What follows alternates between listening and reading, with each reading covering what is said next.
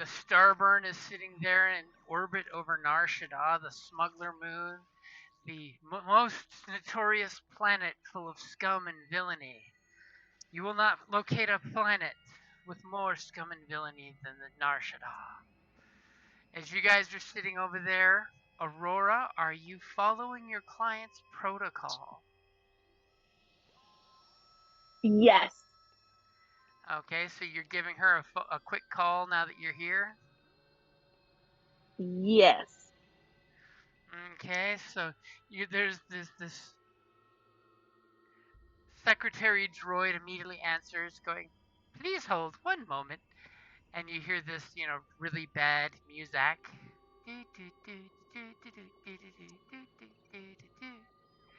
and then eventually her face pops up on your screen and goes, "Oh, darling, fantastic! You're here ahead of schedule."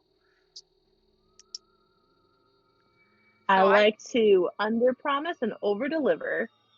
excellent, excellent. So I do have a few requirements when you bring the heirlooms. As just the way she stretches out the word heirlooms, you're just like, huh. If you could be such a darling, if you could please clean the heirlooms before you bring them, because I want them to be brought immediately out to the display at my showing party that's happening right now. And she kind of spins the camera almost selfie style and shows that there's a bunch of people walking around the room in all different, styles and you know, credit rating levels of clothing from, smugglers to very ritzy looking expensive clothing people. As she just says, I will send you an itinerary. Give me your coordinates in orbit and I'll send you someone to assist. Supposedly this Mandalorian has a history and is aware of you, if that's okay. And she totally sends a picture to you, and it's totally a certain Mandalorian you've seen before. Oh my god, it's Bob! It's my favorite Mandalorian. As it is in fact the Mandalorian known as Torik Vesh, also known as Bob. Do you send her the coordinates of where you're parked in orbit?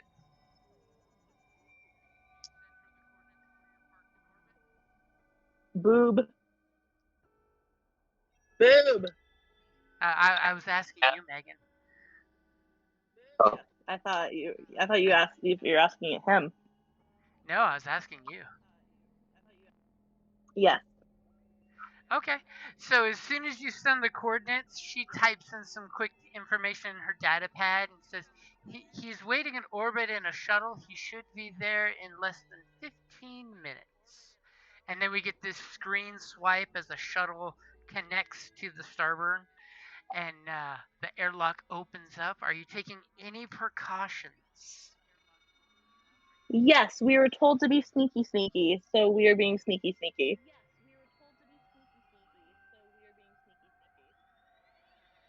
Okay, so as the shuttle docks with your ship and the airlock cycles, out steps Bob. What does Bob look like? Now you can call him a boob. Boob! What? You were asked a question, you butthead. Bob looks no different than last time, just Oh, a little fuck less you. sandy. Oh, fuck you. Give a real description. What color is your suit, you dum dum? I'm still trying to figure that out. Obviously, Oh my every god. time you see him, even though he looks exactly the same, the color scheme has changed a little each time.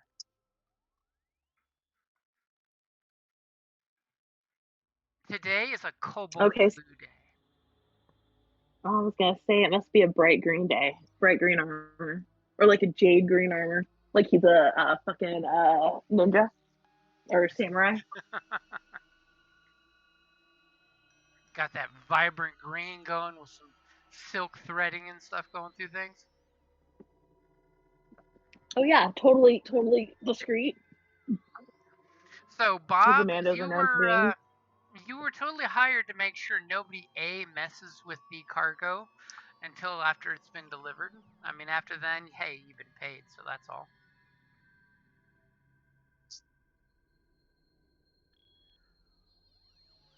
What are you doing as you're stepping onto Aurora's ship? Lady Var basically is your client down on the planet.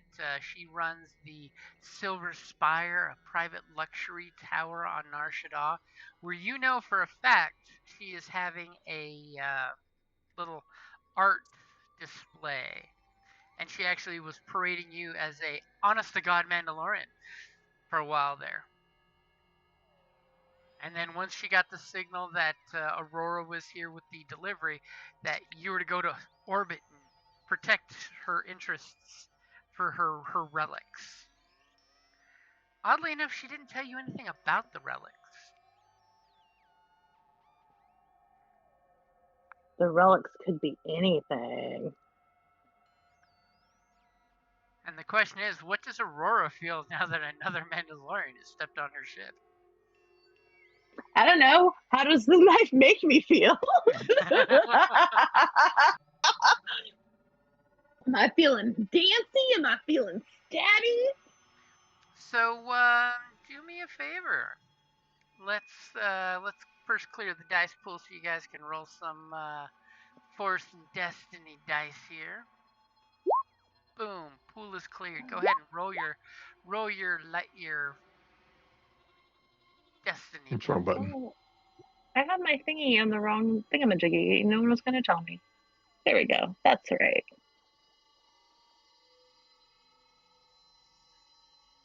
Roll my thingy. Bob, do you know? Do I also do you remember roll what the button Destiny? is? Yep. Go I ahead. found it. Okay. Very light pool. Did y'all seriously just roll 5 light side points? My God. Woo. Oh. I've been up for, it's almost 40 fucking hours.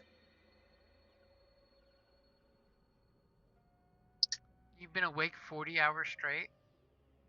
Yes. I Oh my tried to God. take an hour and a half nap, and it did not work. Because you've been awake so long, your brain has released enough chemicals that you don't need to go to sleep for another 48 hours. Well, I mean, I tried to take my hour and a half nap before work today, so that would have been at around the 24-hour mark. So I have been awake a work week. So at any point, you can start hallucinating and you won't even know. I also had a piercing appointment today, so like I am just slap happy as fuck. So you know. So you've got some dopamine from a new tat and a new piercing, all in the same, like 7-day period. I also got a piercing on Saturday. I also got the same new old piercing on Saturday when I was waiting for my tattoo. So like I am floating on something. You're all floating on the dopamine. Yeah. Toot toot.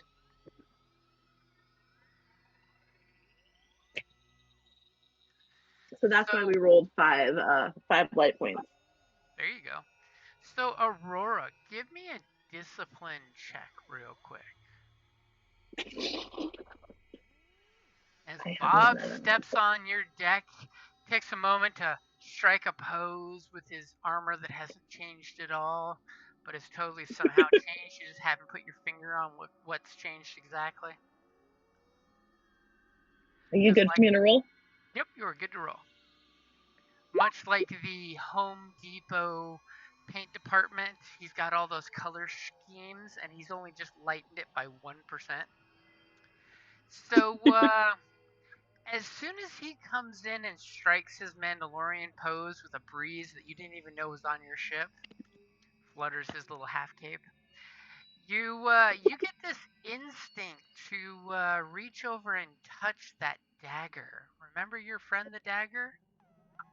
I do remember my friend Dagger. I would say his name is Bob, but we have a human named Bob. as you just have this instinct to just touch it to make sure it's still there, and kind of like conceal it from your Mandalorian friend's gaze. How am I concealing it? It was like on my sheet. Like, is it on my body in a sheet? Am I like, is it sitting under my butt in my chair, and I'm like putting my butt on top of it Well, more? How is that you happening? you tell us how you're keeping it safe. Are you sitting on it like a mother I hen? I think it has to be sheets on my body, and I like have a like my top is on, or like is like untucked on top of it. Okay. As Bob takes a moment, looks around the surroundings, and I think he's a little on the shy side with his little Mandalorian helmet. I think he's waiting for you to say something first. Hi, Bob. Good to see you again. I'm sorry. Hi, hi, fuck a duck. I wanted to, where's, hi, Mr. Veshy. How you doing? Hello.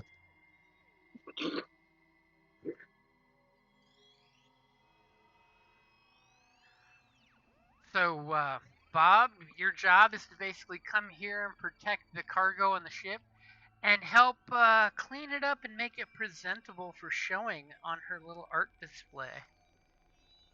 Does that mean I get to know what the artifact is? Maybe. I mean, depends what Aurora puts you to work as.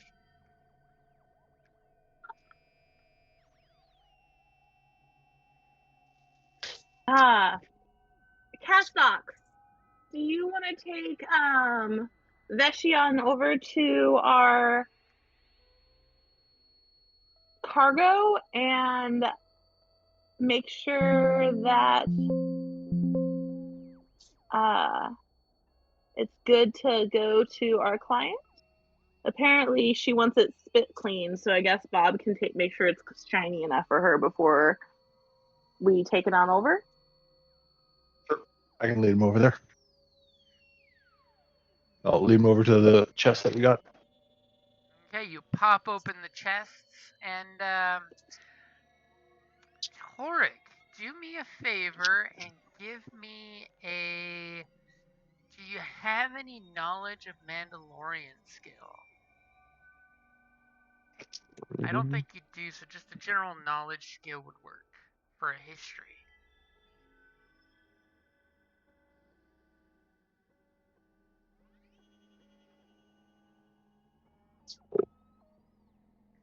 As our Mandalorian is silently perusing his list of skills on his battle gauntlet. Excuse me. It's like one of those Fallout watches. He's just like bloop bloop bloop bloop, the Pit voice, but like Star Wars style. Like in The Mandalore when Boba Fett types in his code on the armor to prove that this is my armor and this is my father's armor before me. Yes. They should have a better password than 0001, but you know. I don't have any just broad history. Okay, so go ahead and click any one of those knowledge skills at the bottom, like lore. They're all the same for you, which is 3 green, it looks like. And your pool is ready. Okay, so immediately when Castox shows you these chests, you start realizing that these are some historic Mandalorian pieces of history.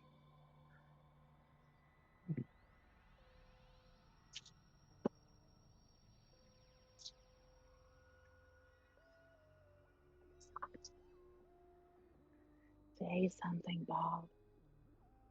Man, I'm trying to calm down a pushy dog.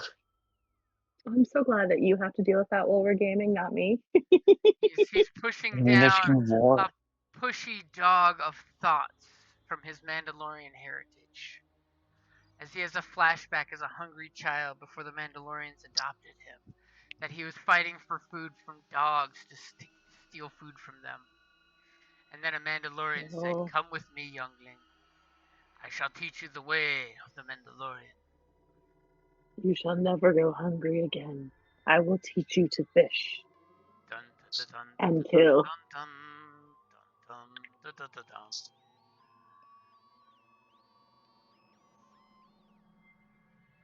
So, what does he think about these, historical Mandalorian objects in the chest? That you get to deliver to a non-Mandalorian to put on art display. To a basically crime underboss queen pin.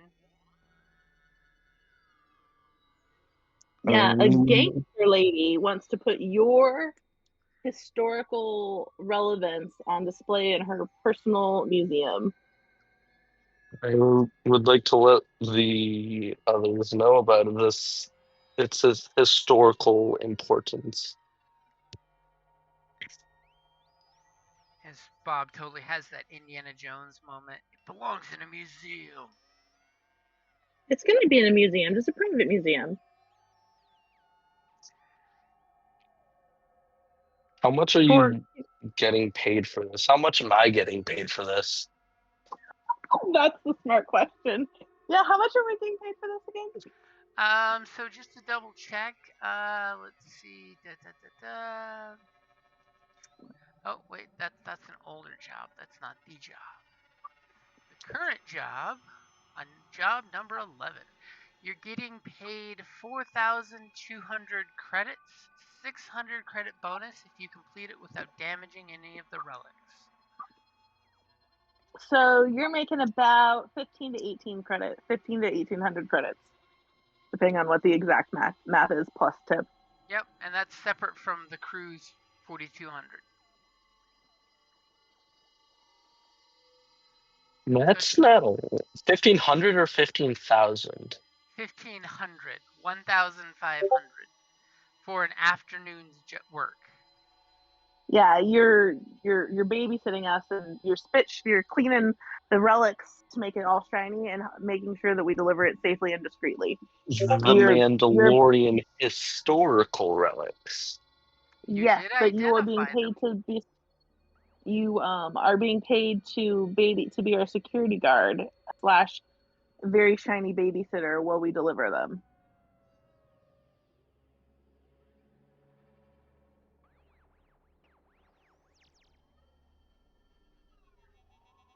Is Bob having thoughts? Is he having feels? Bob is having fuels.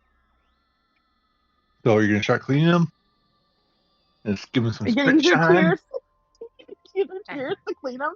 and then all of a sudden, Bob looks at a recording spike. It's a data spike, and you put it in your tablet, and you realize that this data spike is the Verdgotten trial, which is a young Mandalorian's coming of age ritual.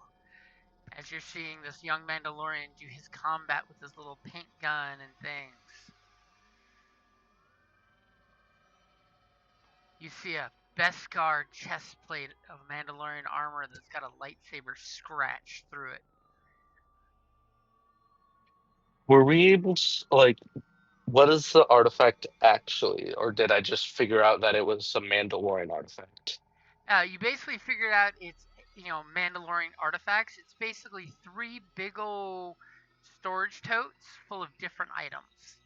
Like one of the ones you recognize is a cracked Mandalorian helmet. The visor is all cracked and broken up. It's a iron gray color with a scorch mark right above like where the eye would be, and the glass is all cracked and fragmented from that shot. You see a jetpack stabilizer core. Basically, it's the power system for a jetpack. You see a Mandalorian war banner. It's got the Mythosaur crest on it, and it's drenched in old blood. A piece of Mandalorian breastplate that's got a lightsaber scorched through it, but since it is Beskar, it basically looks like a scratch as opposed to a lightsaber melting through it.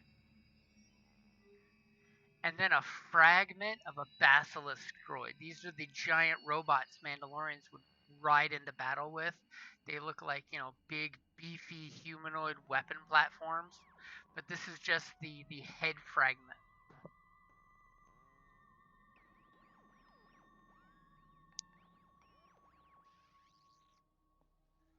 unearthing all kinds of Mandalorian history here. And it's going to go to a private museum. I don't think it should go to a private museum. Ooh, who needs What, you want to pancakes? take it home with you?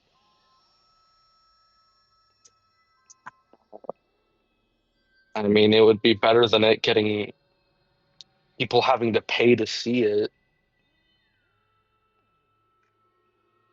I mean, that's where it would go if it was in a regular museum. Yeah, that's why I'm saying, thinking we should like give it to. Uh, does it say in here if I have a Mandalorian tribe? That's totally up to you, dude. It's your character. Dude, you don't know. We had to we actually have a dude in our dungeon. You still do. Like, we have another Mandalorian in our dungeon that we're going to try to bribe with something. I don't remember what we were going to bribe him with and what we were like. Oh, we were going to bribe him for silence, but I guess if he's in our dungeon, like, it doesn't fucking matter right now. Do you remember, Talks? What were we going to bribe him with or what to do? To leave us alone? Leave us alone. He was the one who was guarding. He was going to go. He was raiding the planet to steal from the people who are digging on the planet. To Right. take their stuff, but We stole it first, or we got paid to take it from the teacher. we killed his friend and then knocked him out and took him with us. And disarmed all those bombs. Yes, we did. And unfortunately, the skeezy teacher did not get injured.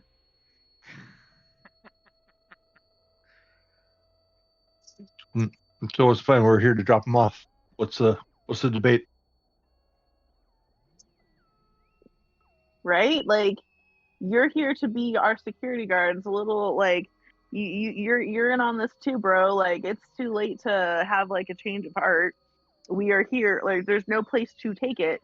We are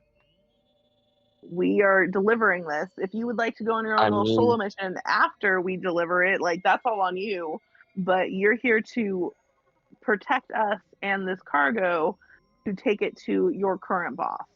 And you know it is your boss, Lady Sonori Var. She's a well-connected member of the underworld. She works for both the Hutts and for Black Sun, and she has she's a Pantorian, you know, the blue-skinned folks, and she has a serious crush on the concept of Mandalorians.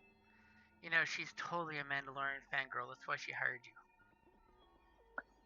So yeah, she's technically a villain and technically a crime lord, but I mean, who isn't in this day and age?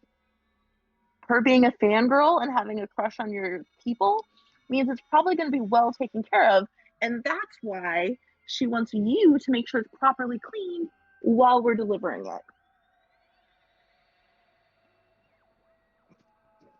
And so she can have you go primping toes around as a true Mandalorian. I mean, having historical Mandalorian architect, you know, effects brought to you by a Mandalorian, you can't pay for this kind of deal. Except she is paying for this deal. Funny how it all works out. And that little half cape just kind of flap around. Like, this is a good deal, dude. Yeah. Okay, I didn't know, like, I did not know that the person was a Mandalorian fanatic. If I knew that, I wouldn't have said anything. You don't pay attention to who your boss is. You just follow the money and it's like, oh, wait, hold on. How do I feel about this? Wait a minute, who gave me credits this week? As he looks off out of viewport and ponders space and time. Wait, who's my boss this week? Yeah. I guess it's okay. As it flashes back to her sitting on her desk like a femme fatale, got her legs crossed on the desk, and she reaches down and traces a finger across his T-visor, and she just leans in to whisper to you, saying, "You didn't say no, so I can only assume we're just negotiating a price. And then it flashes back to you looking out the viewport. I should have asked more questions. Especially since the contract definitely says that when you walk in with the merchandise, you have to make sure your cape is flopping. One minion will flick the fan effect. Yes, it's part of the aesthetic. Then a couple of the musicians will start playing their flutes. Dum da da dum da da dum dum dum dum dum da da dum. Oh my god, do we have The Last of Us music queued up? Because that would just be really. That's only if the hut she invites to the party says, "Bring me the child, I am hungry. Show me the child." No, that could be his walk-in music while So, delivering it. are you gonna go ahead and clean these artifacts on the ship? Sure, why not? Okay. Oh, Jesus Christ. Oh, What? That was the Jim is trying to job teach us that things. popped up on your screen, in case you were curious. So go ahead and is our Mandalorian going to be doing it alone, or is somebody going to help Torek?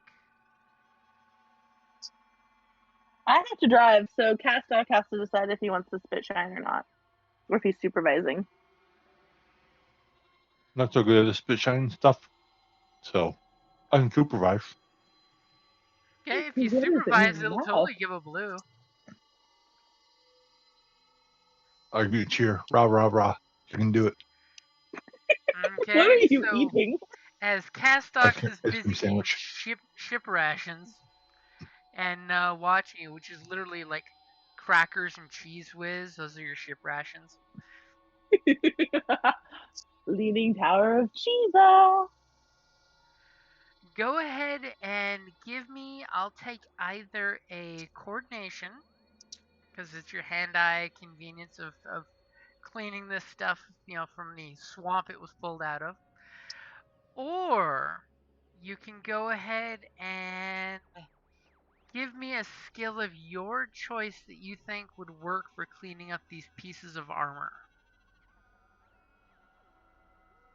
I'll just go with coordination, since Okay. that seems like it has pretty good rolls. And you have Bunch of all the rolls. light side points. Just gonna throw that out there. But apparently, Oh, who needs I them don't to need get them. that coordinated? As with 3 successes and 3 advantages, what would you like for the 3 advantages? Anything in particular? Oh.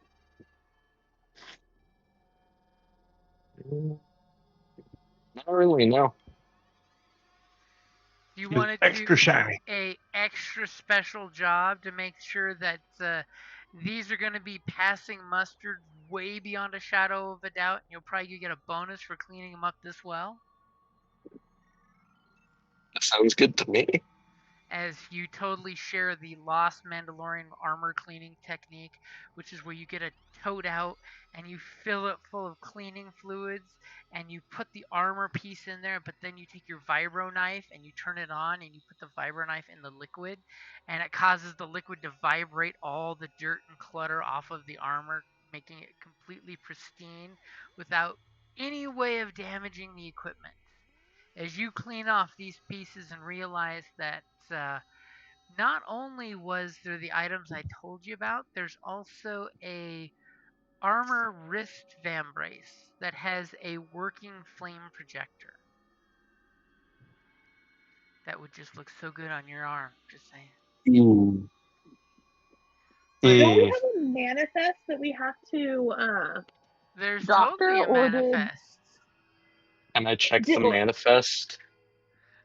All of these items are on it. Do me a favor as you check the manifest. Give me a vigilance roll.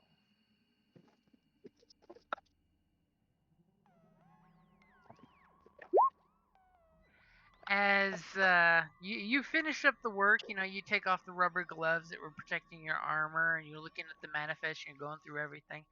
You notice there's something missing that was on the manifest. Oh.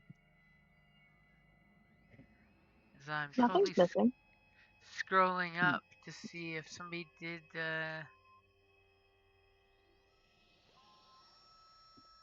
Yeah, he had one success on that computer's roll. So it just seems like someone deleted an entry on the data pad on the manifest.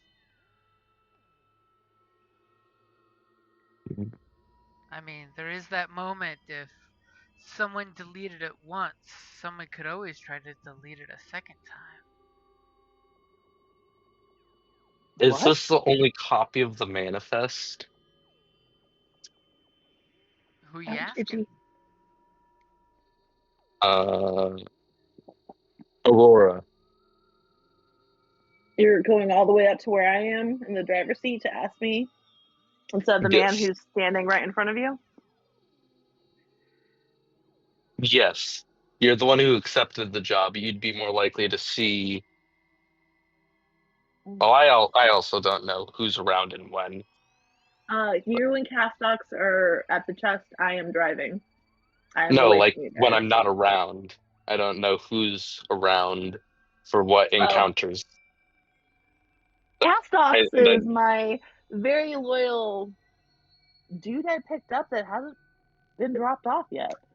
I mean, okay, that then I'll almost just makes ask him him. second in charge, right? No, I'm just traveler. I mean, he's just like getting paid to keep me out of trouble. At one point, he's gonna be like, "Hey, this is my stop," and I'll be like, "Oh fuck, okay." And you'd be like, no, sorry, we can't stop at this planet right now. Quarantine, much radiation. Can't go. Nope, nope, nope, nope. Who's gonna buy me fancy dress? Okay, then can I ask Castox?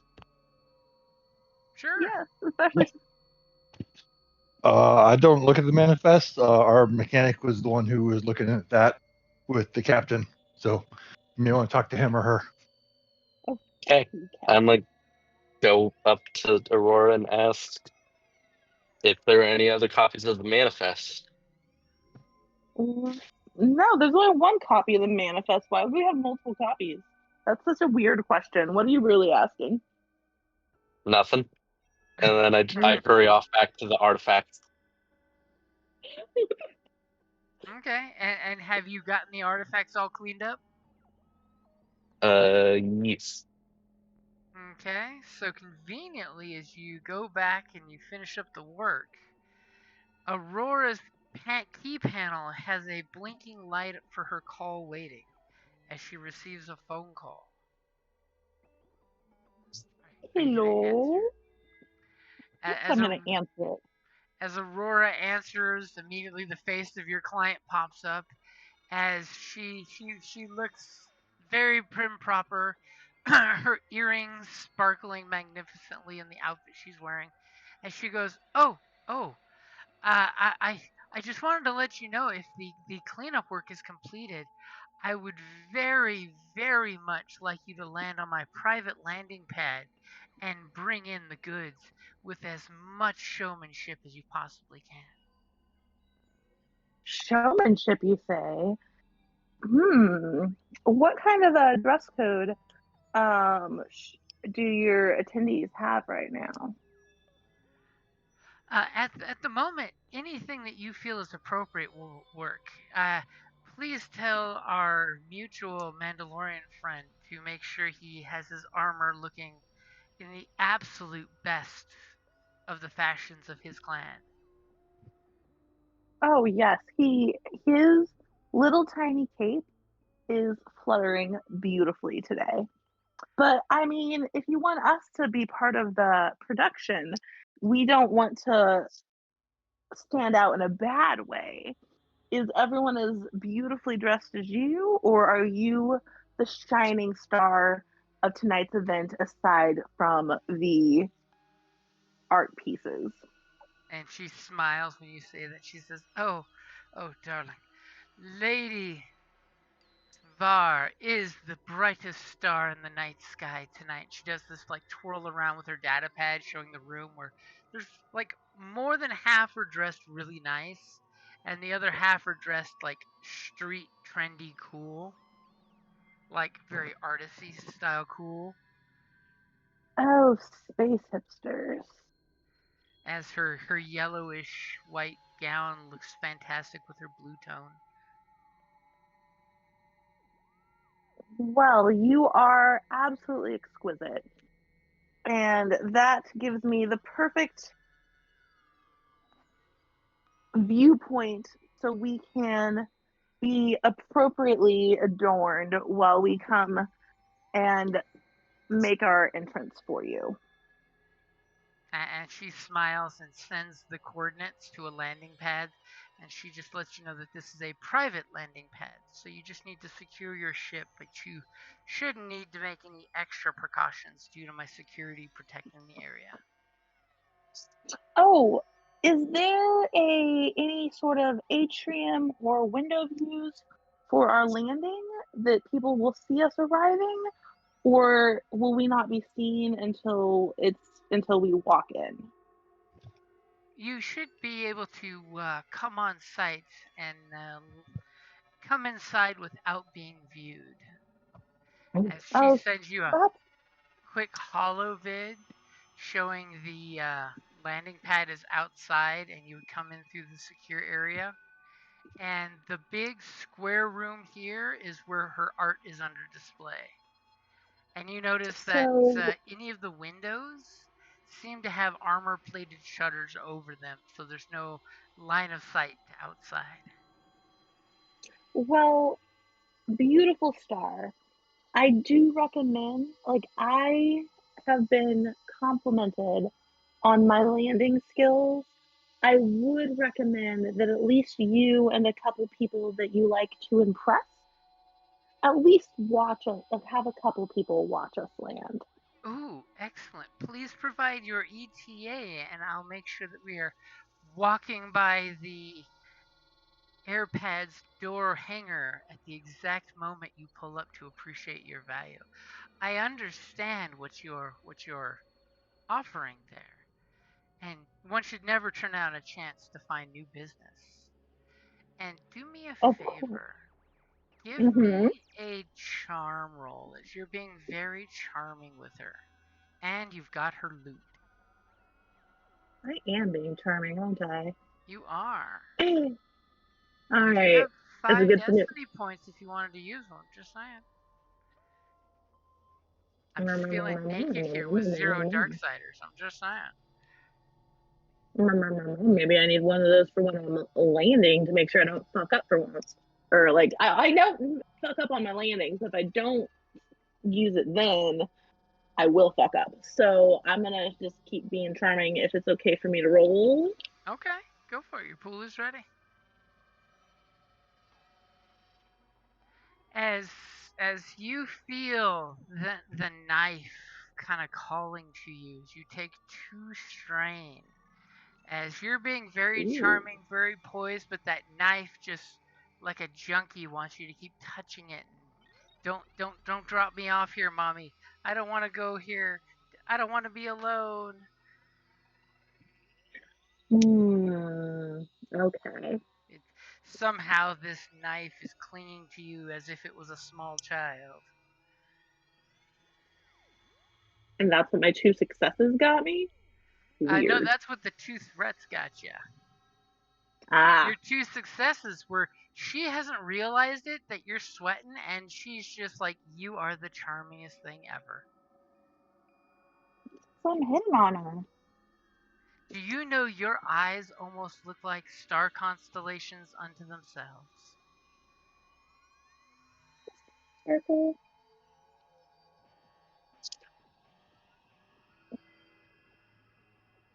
All right. What is my? I'm gonna press the buttons on my computer and let it tell me what my ETA is, so I can answer her question. Okay, if you head straight there now, your ETA will be 20 minutes. All right. I'm going to say we will be there in about 25 minutes. And she looks at you and gives a wink and a pointed fingernail, this big long acrylic nail, as she says, I will make sure to have some of my very predominant guests ready and waiting at the open area so that they can witness your magnificent ship landing. You are as wise as you are beautiful. I will see you shortly. Click the button and hang up. Okay, and she finishes downloading you the coordinates. So you have this beautiful little sky map pointing to right to where you need to go on your heads-up display, which will totally give you a blue dice for your piloting check, by the way. Ooh, ooh, ooh. And, So I gave myself like 5 extra minutes so I could guess, do whatever you want me to do with that dagger and talk to the boys what are you before gonna do flying to straight keep the there. dagger safe? Is there any particular thing you want to do? I mean, it's hanging out on my hip underneath my shirt. But we do have to get dressed for this event. So I need to am am I if I were to take it off of my body in my room and leave it in my room hidden, would it make me go crazy while I was away from it? As you experiment about that, do me a favor. Give me a discipline check.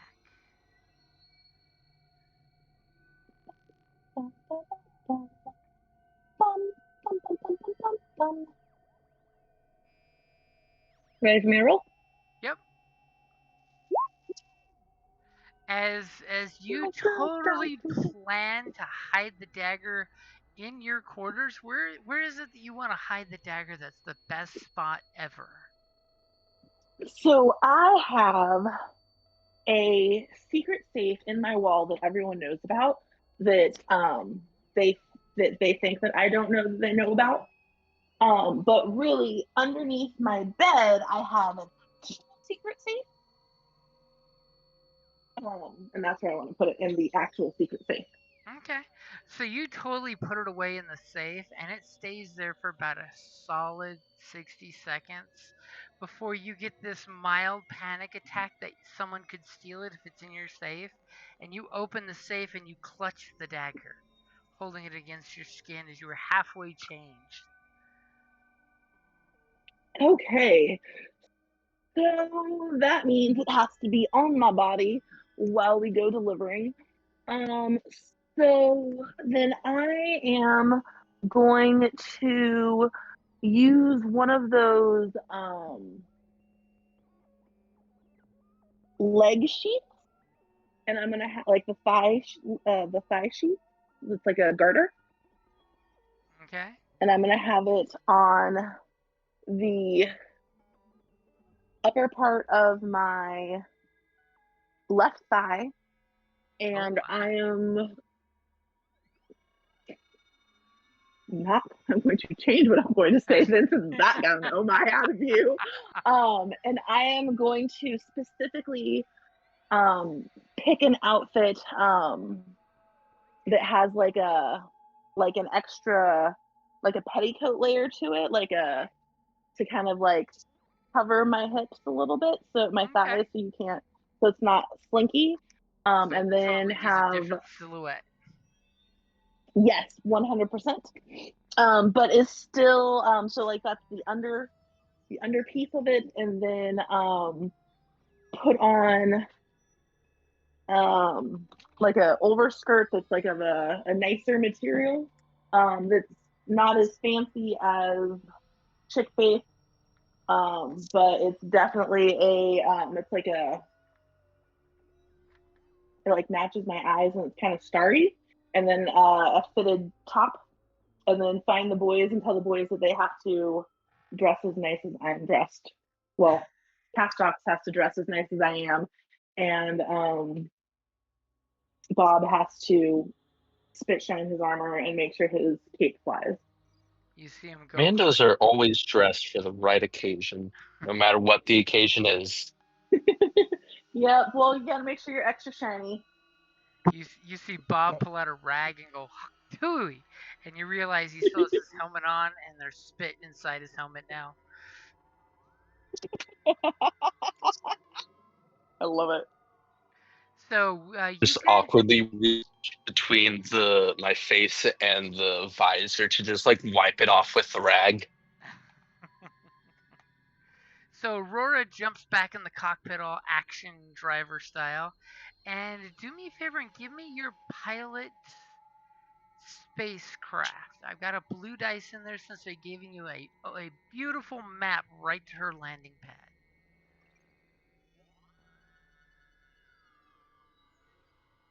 Okay. Sorry, I was seeing if I had any secret snacks, and I do not. Okay. Obviously, Aurora takes a moment to check into the glove box and the one drawer and the other drawer and the access panel to see if anybody stashed some snacks. And no one is giving me snacks. Bum, ba, bum, bum, bum. Oh, give me a light side. Hold on, I had to press that button, don't I? Yep. So you're going for an upgrade? Uh-huh. Okay, I've got an upgrade and I've got a blue in there since she's got that star chart for you. Okay. You good for me? Yep, you're good to go. And you tell the boys to go get dressed, and as soon as you do, you spin the ship down into a free fall so their artificial gravity kind of goes real lightweight for a second, but never ends up stopping. As you are barreling past ships that are coming into land too, only you've got some kind of VIP access to a location. And as the clouds part, you see this very tall silver, either painted or fabricated of silver building that totally the heads up display is telling you this is the spire. And it points to the west side of the building where there is a landing pad that in fact looks like this landing pad on the map. Ooh, look at that. I know how to follow a map. And I am showboating the hell out of everything.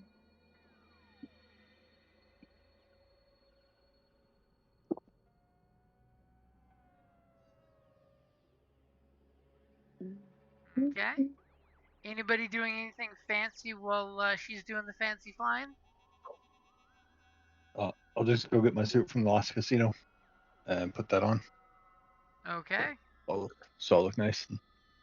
As you totally hear the prisoner in the brig room banging on the door saying, "Let me out, let me out." I'll ignore him.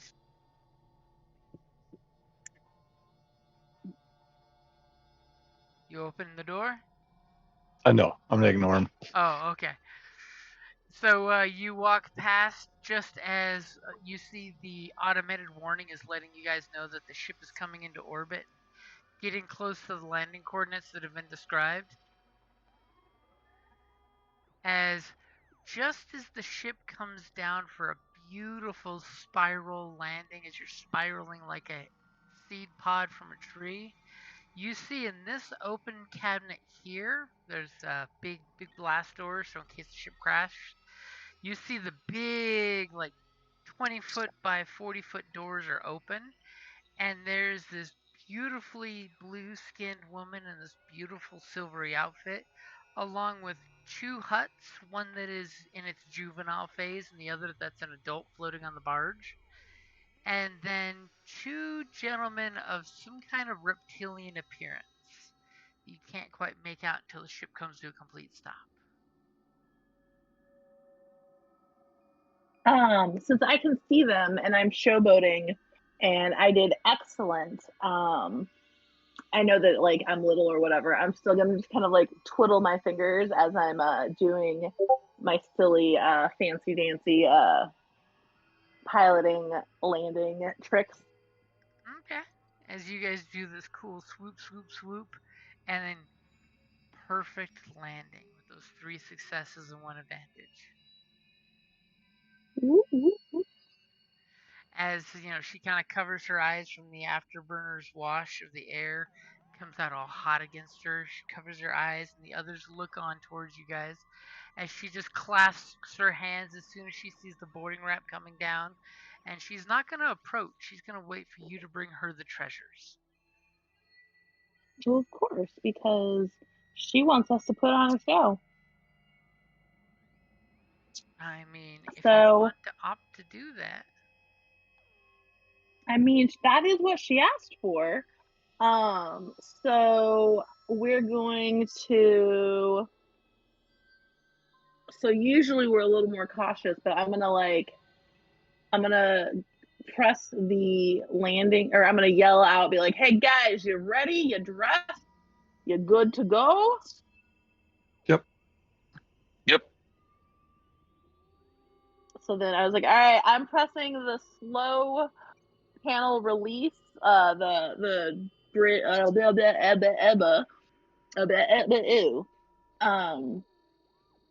We got a protocol droid here. the drawbridge. It's not a drawbridge. It's basically The just ship's drawbridge. I'm going to set to go down at a very, very, very slow, dramatic speed, so it gives me time to hustle butt down there and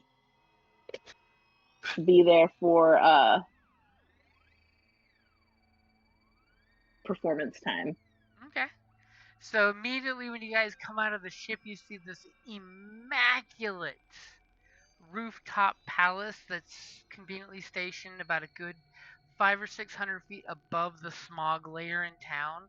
So that just shows that the little people can't really see her from up here. She likes it that way. As she just clasps her hands and looks at Aurora and Bob and just says, "I am so excited to see these new Mandalorian additions to my museum, and brought to us by a Mandalorian himself. You truly are a heartwarming, brave unit."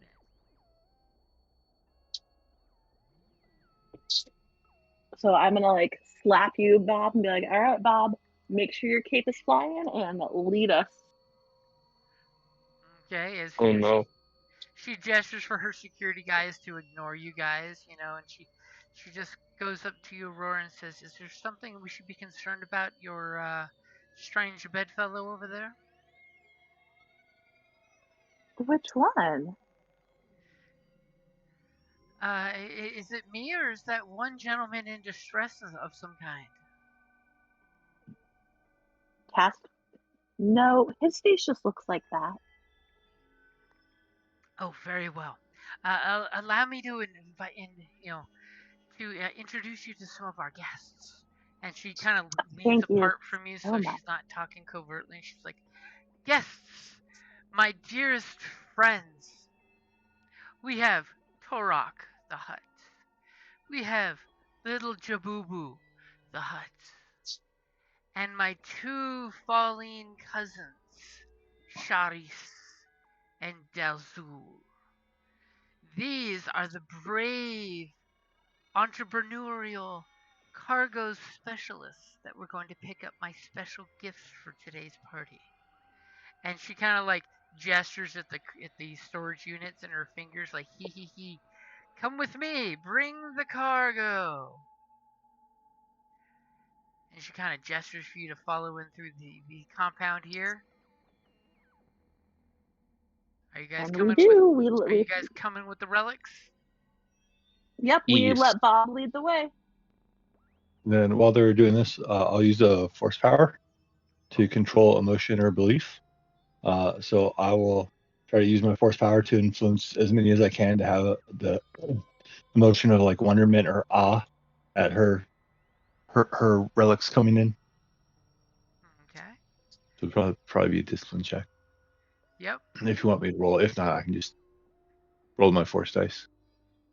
So I'm gonna need 2 discipline checks. Okay. Go ahead and go for Oh. the easier one now. Okay. Might give And you then a I boost bought to the hard one.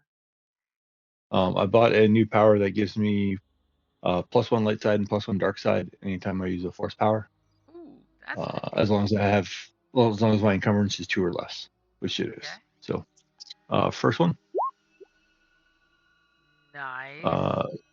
So right now I'm still dark side.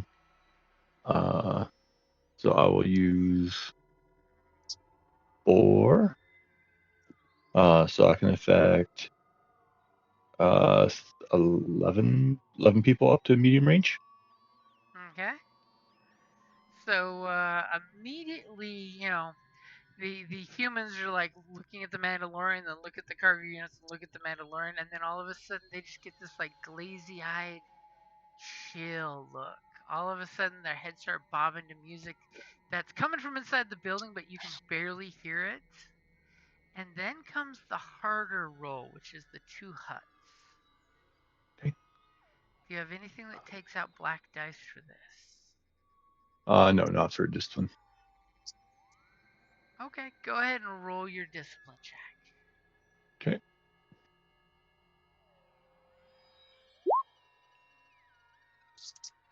As you notice both the huts. You Oh, you can do have a a special thing?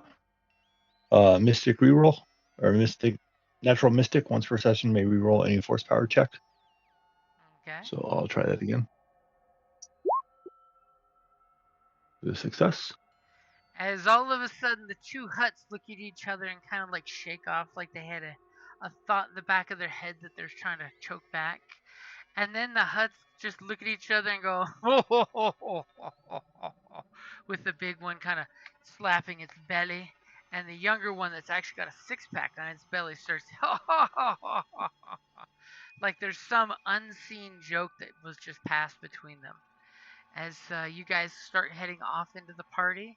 And immediately when you guys come in here, through the door here, you see this is where the servers have kind of set up their wine trays and their beverage assortments. And she just says, would anyone like a beverage before we go into the collective party gathering? And do you want to take the long route past the food tables or directly to my private gallery? Oh, directly to your private gallery. I'm sure your guests are most excited to see the treasures that you have. Ah, and she's like, I can't wait to see these treasures myself. This will be magnanimous. And she basically gestures for you guys to grab a drink if you'd like. And they do provide straws for certain Mandalorians if you need a sippy straw. As she takes What if you. I want a straw? Okay, you can have a straw as well. As you guys come through the room here and through this door, she uses her hand on the data pad to activate it. And you see that there's 3 large computers. Obviously, there's some security guys monitoring everything inside the actual unveiling. And then she gestures towards this door between the desks. Just squeeze through here and we'll be able to get to the party room. You guys go ahead and follow her. Yes. I take a look around, kind of imprint what we're looking at into my brain. Kind of. So there's only one way in and one way out of this room. Is that what you're saying? Do me a favor. Give me a vigilance. It's gonna be a little harder than normal because it seems to you like all of the entranceways are made artistic to blend in with the area that they're at. Do you want me to make that? Yes, please. Okay. Do you want I'm to 90% sure you're better. Yes, you want I will. to assist Castox? Yes. Okay. Okay. TL 2 green, add a blue, and remove a black. So.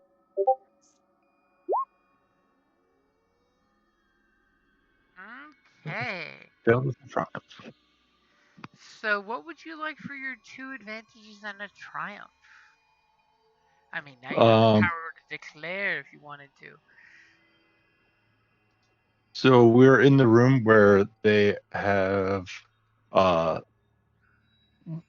I'm kind of looking at the map. So we're in the room where there's only where there's only one main access point. For the advantages, I'll recover 2 strain because I'm low. Okay. But then for my triumph, can we say we find a secret entrance or a secret passage in a spot that's helpful? Okay, anything particular? I mean, I would suggest there's a turbo lift over here that you weren't aware of. Yeah, there's one that's basically to find like a secret way out. Okay. So if we use it, then it's not gonna it's not obvious that to us, or we can try to sneak out of it if need be. You totally catch one of the staff mentioning that the turbo lift right here goes directly to the ground floor and no stops in between. So totally saying, Okay. why don't we use the mistress's special turbo lift to take things downstairs? Okay. As when a chance comes up, I'll mention that to Aurora.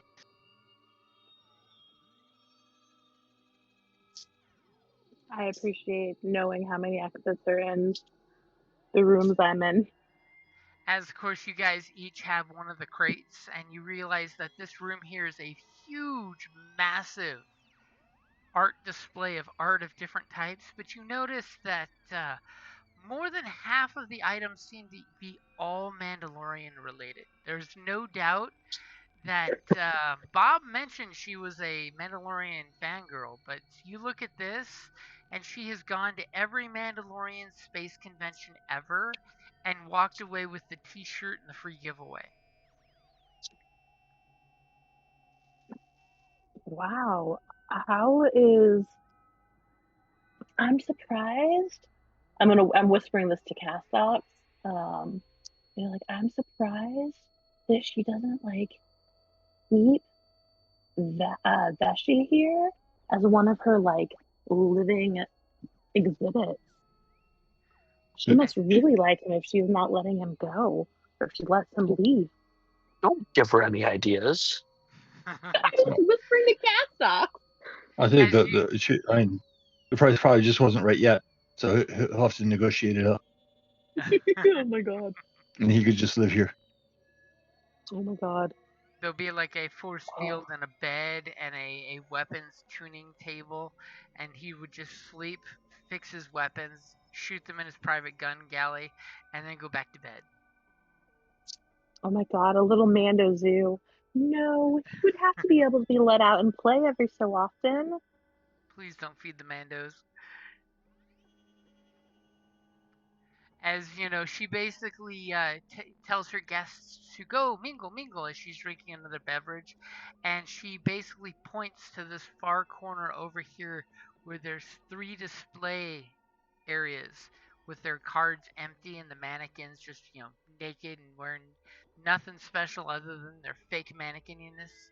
As she points for you guys to go ahead and set up your items on those 3 tables. Ooh. Okay. I'll go put mine over there. Yeah, I'm gonna drop my box. Well, not dropping. I'm gonna place my box on another table. Against all urges to just take the flamethrower and ignore and pretend like nothing even happened, I'm gonna also put everything at the display. Okay, so somebody give me a coordination check for how well you put this display together versus how likely it is that you're knocking something over by accident. Oh no, we want this to be careful.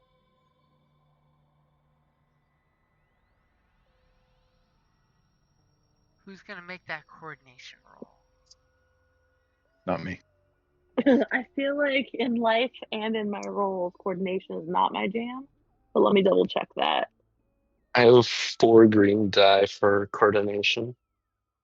Coordination is not the same as actually, coordination is my career. I also have 4 green. So What the who's hell going is to do the check coordination? and who's going to assist? What do you think, Bob? Do you want to be coordinated since it's your relics, your people's history? Sure. Yeah. I will assist. Okay, so in that case, I've got your dice pool ready. I'm not 100% sure how like the light and dark side points work. Could I use one of the points to Yeah, you have make this four out of more the 5. So coordinated? if you just click use light side, as soon as I see it go bloop bloop on the screen, I will click an upgrade for you, which upgrades one of your green into a yellow. Am I good to roll? Yep, you are good to roll. It's a good time to be impressive. It's a really good time to be impressive with your one success, which is all it takes for you guys to set up a beautiful display of these historical items. And just to make sure, Tarek Bash, are you putting all of the relics up on display? Yes. You're not trying to pocket anything? No, Okay. not this Oh, time. he's such an honorable person. I bet your pretend and real mom is really proud of your ethics. Aww. You tell me. Moms across the world are proud of Bob. Asterisk. Names of the innocent person changed to protect them. Names of the minor. And immediately, like two of the hut and the younger hut come up and they're watching you finish, putting the costumes on the mannequins as they just like, ho ho ho, this is good work. These look like old pieces of armor. And you totally see he's trying to fish to get more information about the items he's looking at. Ooh, should you give him a history lesson? No. I mean, I don't really know too much history about them. I can just tell that they are Mandalorian artifacts like the Beskar plate and the flamethrower. No, you like flashes of your history and shit. That's my history, not these items' history. You're not going to get any false glory off them. So you No. basically finish doctoring up the displays, and they're like, "So, Mandalorian, are you okay contributing pieces of your culture to this display?" And the hut gestures his arms around at the whole room. You totally see hanging from the ceiling is a Mandalorian single-person space fighter hanging on cables. I mean, why not help someone collect it? It's not like anyone else is gonna use it. Good point, my Mandalorian friend. Do you work here often? First time. It's my first time working with insert name here. Ah, she is a very predominant member of our community. And the young one just starts laughing his ass off. And you guys are like, what was the joke? As he just says, if you keep your armor shiny and clean, we might even have some work for you in the future. I'll be looking forward to it then. As he kind of leans in uncomfortably close and says, "So, how much did she pay for these relics?" That's You not don't a know question you. for me. I got paid 1,500 to or 1,500 credits to make sure it got here safe. And you see Tell him how much you made. he's pondering something, rubbing his little triple chin. I'm sure the hut goes from one chin to the other, and back again. Your mother needs to teach you how to be discreet about money. I'm So, a Mandalorian. I don't need to be discreet. as your conversation's going on with them, and a couple people come up to look, a couple people walk away. One rich old lady just kind of like sobs when she looks at the Mandalorian armor with the lightsaber marks, and she just goes, "Oh, those were strange, turbulent days. I remember them well." As she starts a little flashback that you all walk past and ignore, because we ain't got time for that shit. As Oh my god. as your hostess gestures for you guys to meet her back at that little side alcove that you guys saw that was over here after you guys have mingled about, is anyone being exceptionally charming or chatty with the guests? I am being incredibly smiley and swaggy and charming because as long as I'm in the view of our host, Mm-hmm. because I want to be charming to her without being obvious. Okay, go ahead and give me a charm or deception or coercion roll.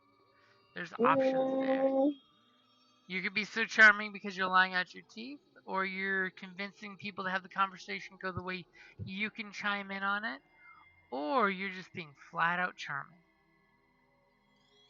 I I was like that gonna. you're like, let me give you some options that are exactly the same role for you. Neener, neener, neener. Interesting.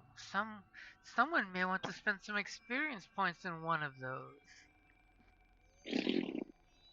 I'm sorry. I think it's time for Castbox to make jokes about how I don't level up. For another 6 months, I think. Maybe.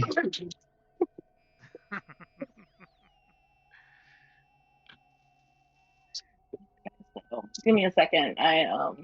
Okay, your pool is ready, by the Okay. way. Do we need to take a quick 5 minute? No, I just need like 40 seconds. Okay, I'll give you 45. You're worth it. Oh, a whole extra 5 seconds. Ain't that Woohoo. magnanimous and shit? Oh yeah. I was planning to mingle as well. What were the skill choices? Okay. As Castox blends in with the crowd, you just see the hors d'oeuvre trays, and Castox, as you meet one of the artists that shows this Ooh. beautiful multicolored three-dimensional canvas that's actually a battle scene where you see the holograms of Mandalorians appear and disappear on the landscape that's painted behind them.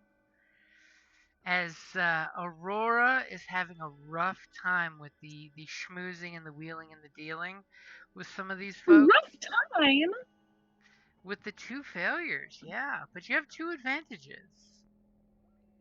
Yeah, that's like a neutral. So it means something good's gonna happen, but you didn't really impress any of these party goers.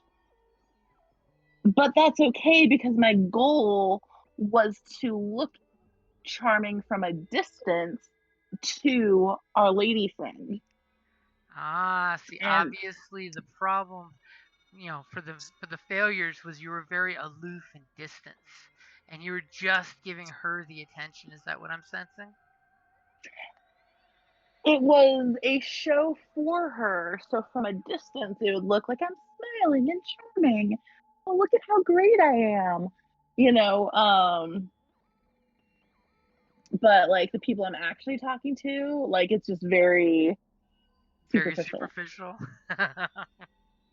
As they're just like, that's not what I said. And you just turn back and smile at your hostess, and she smiles and gives you a dainty wave.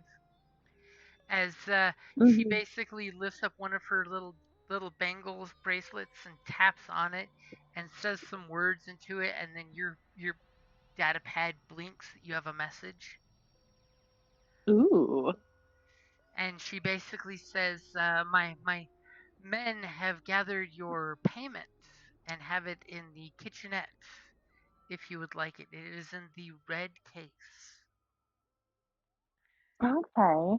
Um, I'm gonna type out a message to my dad and my data pad back before we leave. Uh, can I offer you a drink? And she immediately sends back heart, Smiley face, heart emojis through the HoloNet. Yes. All right, so I'm going to walk past one of the waiters with like the drinks and their on their trays. I'm gonna snag 2 drinks and I'm gonna walk on over and give her one of them. As you hand her one, she smiles and she totally offers to do the 2 arms entwined first sip of the champagne to congratulate a new friendship. Ooh, I am totally doing the other wraparound arm thing. And as you do that, and you each take a sip with a little. The camera follows a guest walking by as Castox is attempting to schmooze a crowd with either charm, deception, or coercion.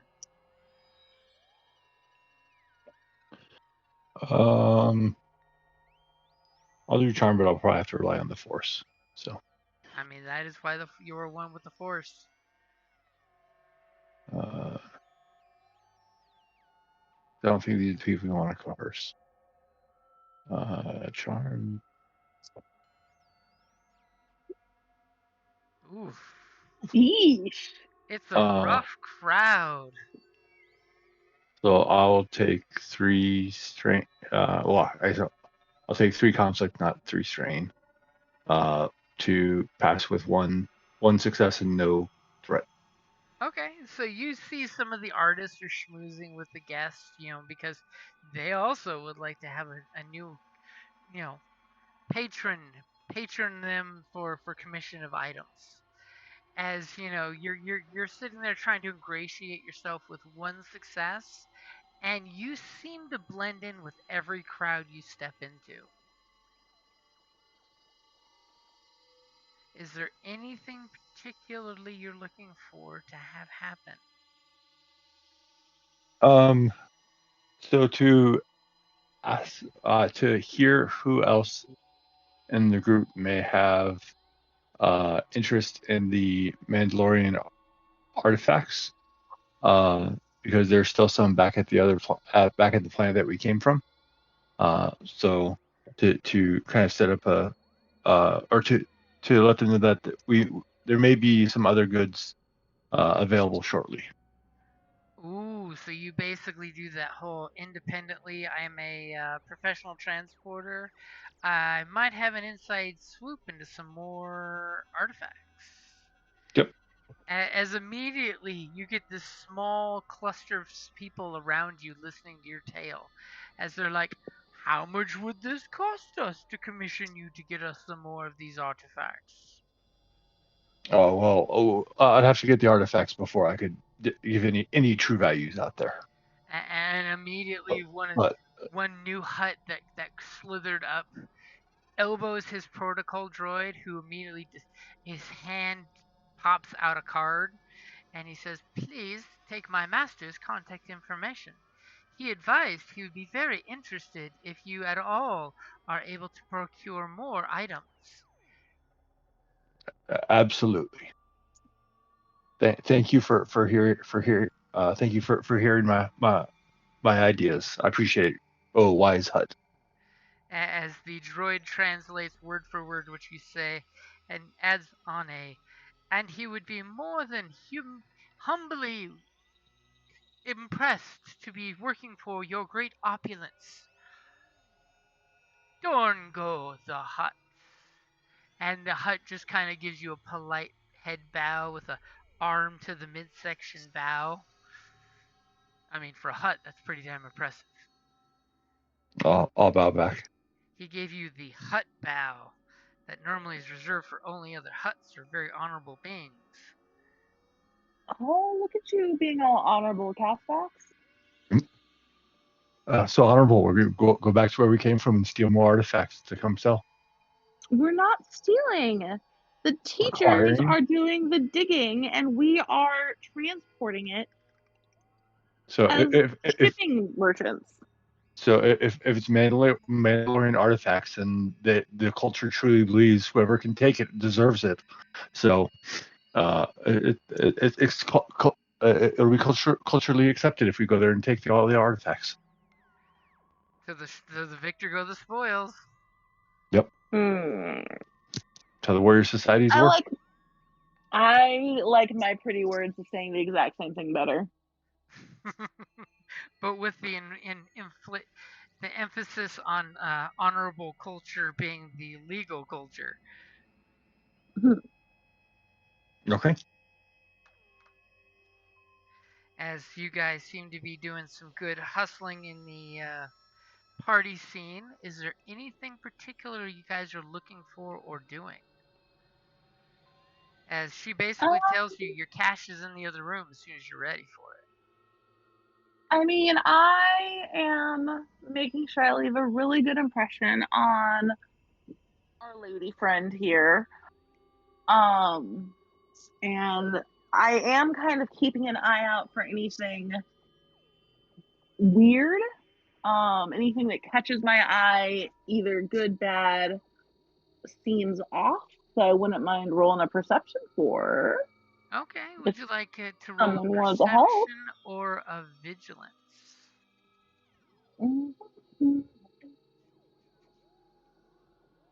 Screw you.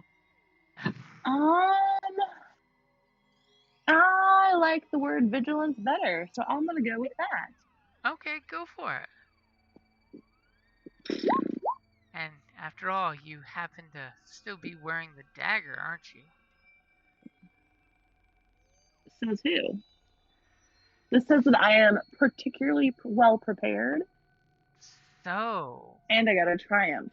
You got a big damn triumph there. Damn Skippy.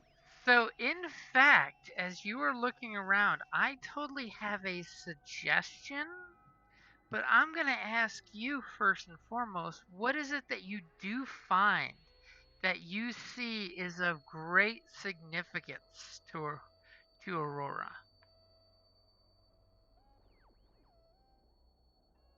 Or do you want me to throw my suggestion out there?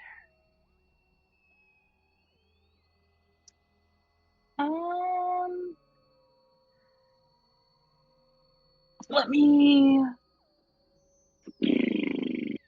I wouldn't mind hearing your suggestion. That doesn't mean I'm going to follow your suggestion. Well, I have so many goddamn pages I have to read to see things.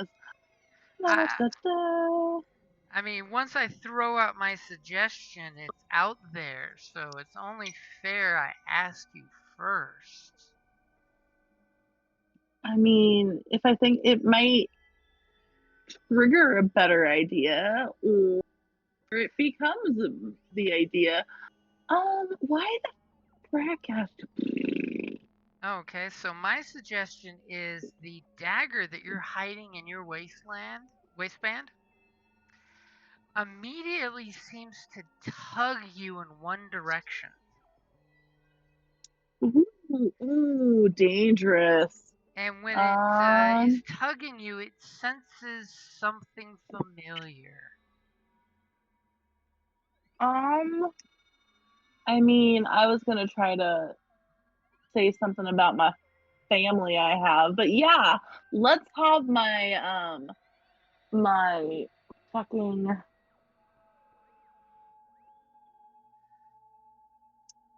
I lost the word.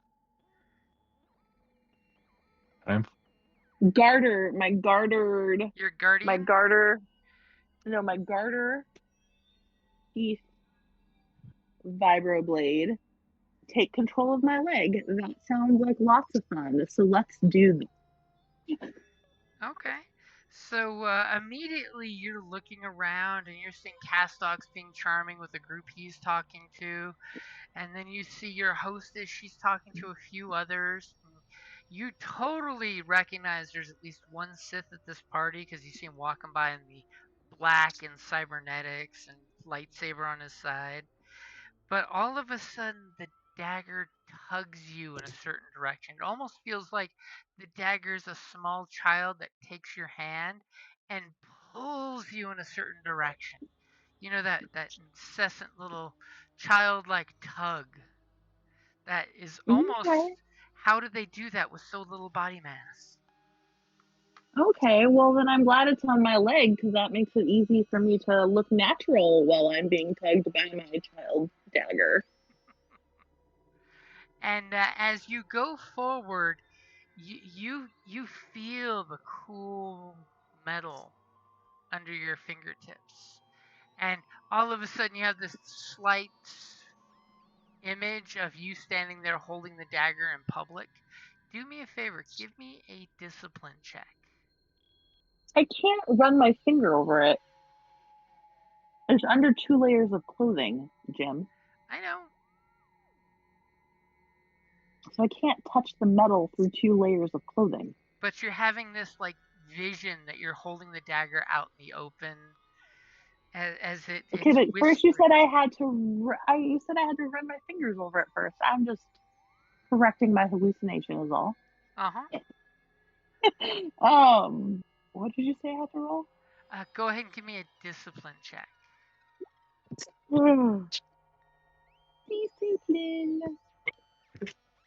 Is the dice pool ready? The dice pool is ready. Since I'm going insane, guys, you good with me using another light side point, or should we hold off for one of you guys to use it? No, there's plenty. You can Oh, use it. that's what they're there for. They come, they go, they come back again. So if you're wanting an upgrade, I will gladly give you an upgrade. On my discipline.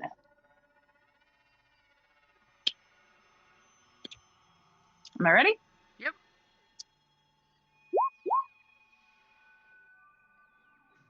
As you kind of see this vision, as you failed that roll, what would you like for those 2 advantages?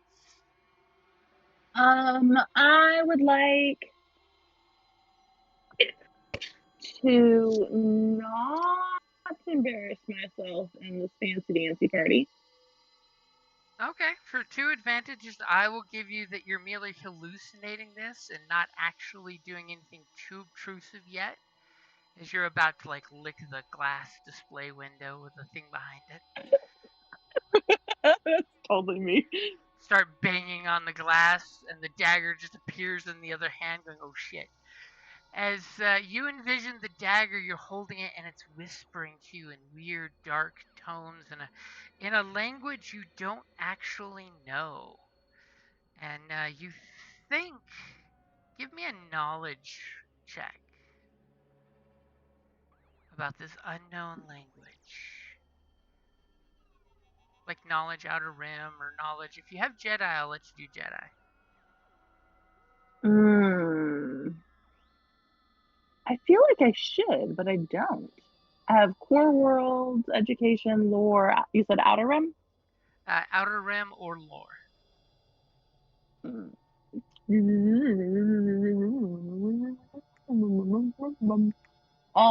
it good for me to roll? Yep.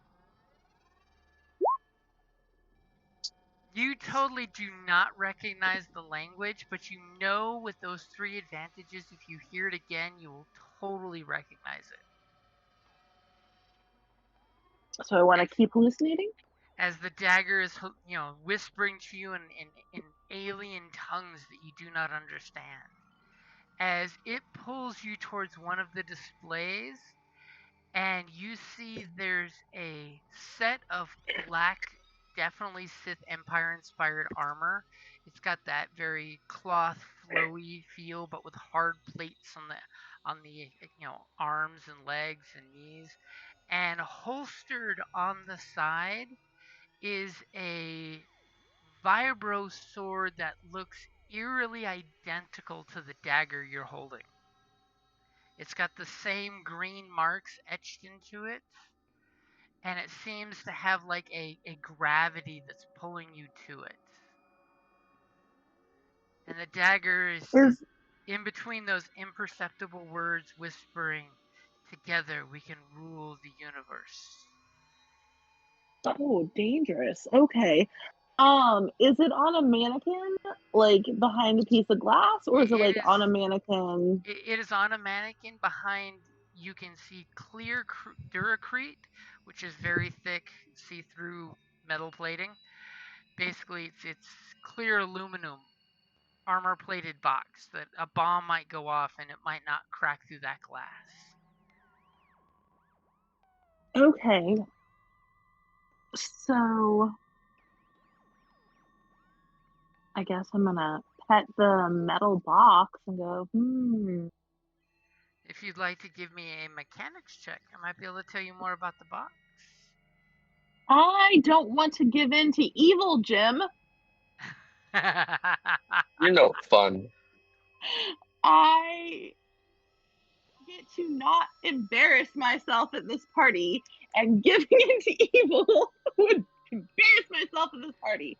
I am going to kind of trail my fingers on the box a little bit, kind of like let my imagination go with my hallucination for a few minutes. And then I am going to yawn, apparently. You come out of the vision with a dense yawn coming out of you. Almost a choked gasp.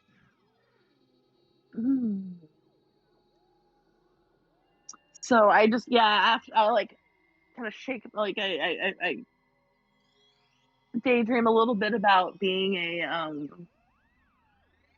cool villain of my own before I just kind of like shake it off and type into my holopad to the boys,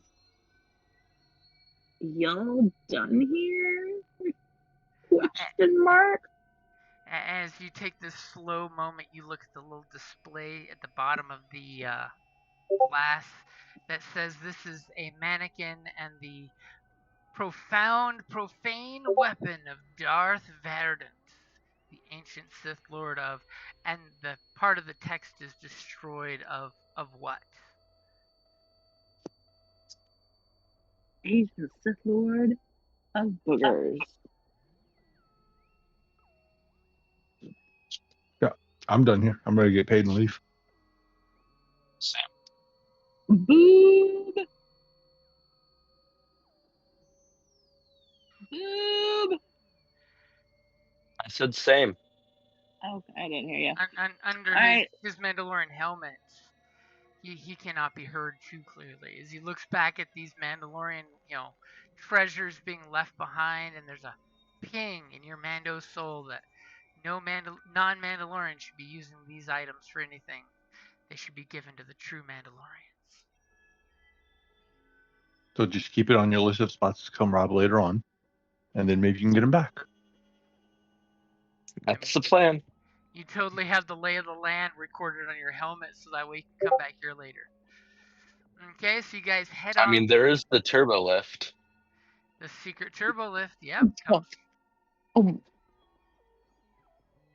You guys come through here, and as she said, there is the suitcase ready and waiting, including a bonus for Torek for doing such a good job of cleaning these relics up and making sure they got here safely.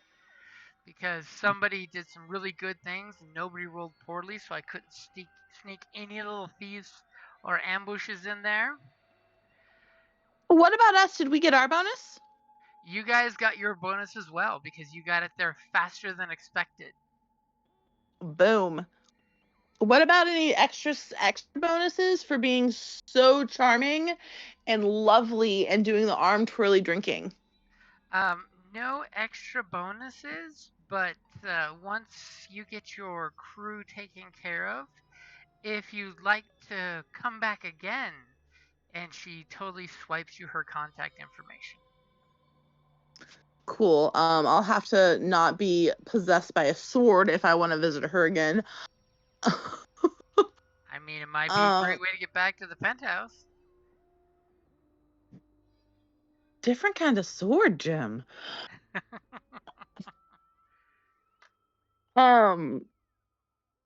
She could teach you a thing or two she learned from the Sith. Some things considered unnatural. Yeah, I'm sure the crime boss can teach me a whole bunch. and it won't at all be the other way around because I'm just a dumb ship captain. I know nothing. Oh, she knows better than that. But can she prove it? No, we can prove it. Where the frack did you type our money? It's up in the player's handout in the very, very tippy top of the character sheet. It's called Job 11. Brief, The Art of War. Oh, I closed that. There it is. Okay. There it is. All right. She's clearly paying you 4,800 credits for a smooth, easy afternoon job.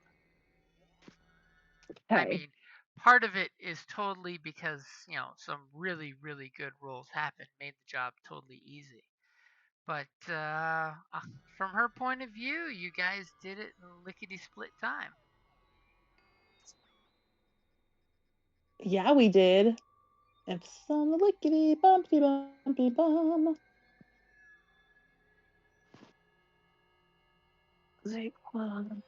For style, can we just take that escape hatch or the little lift that we found just so we could say that we did? Oh, she's totally willing to let you guys take the lift. Are you not going to take your ship and leave it there for a while? Oh. I mean, if you're gonna, I was like, you are on Nar Shaddaa, which is the smuggler's moon. You can buy anything on this planet if you have the credits. oh, I thought that was how to get to my ship. Never mind.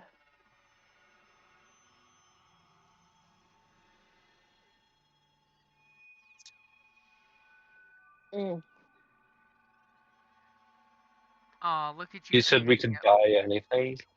Yep. And Bob, you get your payout, which is 2,100 credits. Mhm. And she appreciated you filling out the little notice of what each of these relics are, since you had intimate knowledge of Mandalorian stuff. She totally appreciates that you correctly labeled things. Aww.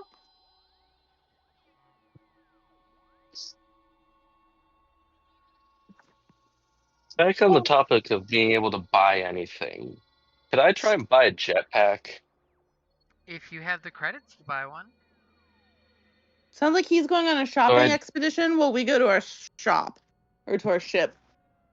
I need to pull something up to see what is able to be bought. I was gonna say, did your parental unit supply you some of the books to look at?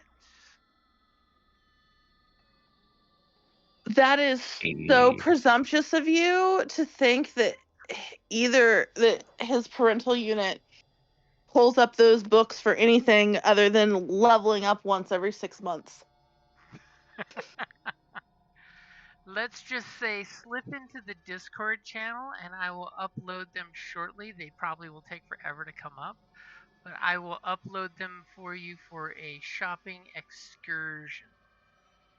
So there's three jetpacks. They're basically all around 5,000 credits. I don't know what the differences are, but I think one's a small missile, one's a big missile. Big missile. To be a young man wanting the big missile. Insert joke here. I think that was the joke.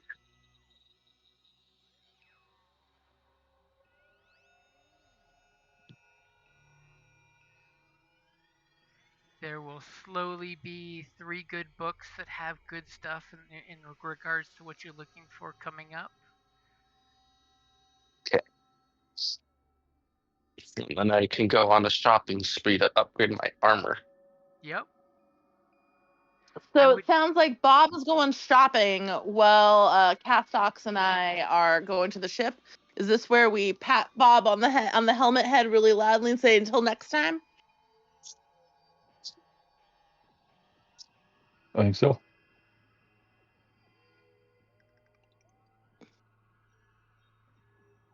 What the frackety frack. As you see your Oh, Mandalorian's friend tossing the credits in his hand, you're gonna have to spend them as soon as he earns them. such a child.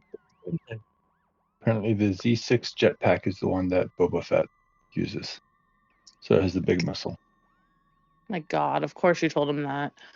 I Thank wonder you which for one he's that gonna want information. now. You said the magic words for him. Big missile. Yes. Everyone wants a big missile. It's okay. No, you said Boba Fett, so that is his idol. I mean, I'm currently looking at my Boba Fett suit. So, yeah. For sure. Horrible idol. He falls into a Sarlacc pit while wearing a jetpack. Yeah, but he Worst survives ever. the Sarlacc pit so many times. Like, that in itself is something.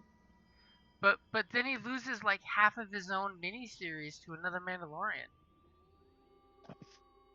I mean, Disney. Don't blame him for Oh, Disney's I was gonna say horribleness. he loses to Pedro Pascal. I mean, good luck, bro. You had he how loses many to a years? 50-year-old who can't talk. Your time has passed. But besides, just I'm standing up for my child, for Bob's favorite Mando, when my favorite character is actually Han Solo. Gotta love a lady that appreciates the classics. Damn Skippy. And I really like a good of course he shot first. What do you no, of course not. Oh, but he's a good guy. Good guys aren't supposed to shoot first. Fuck you, he's not a good guy. He's a fucking smuggler. He's a drug mule. Of course he shot first. Yeah, he works for he is a freaking grunt. He is a grunt that looks good in a leather jacket. He is a full-on drug smuggler for one of the Colombian cartels that happen to be Huts. He's not a good guy, but the love of a good woman makes him an okay guy.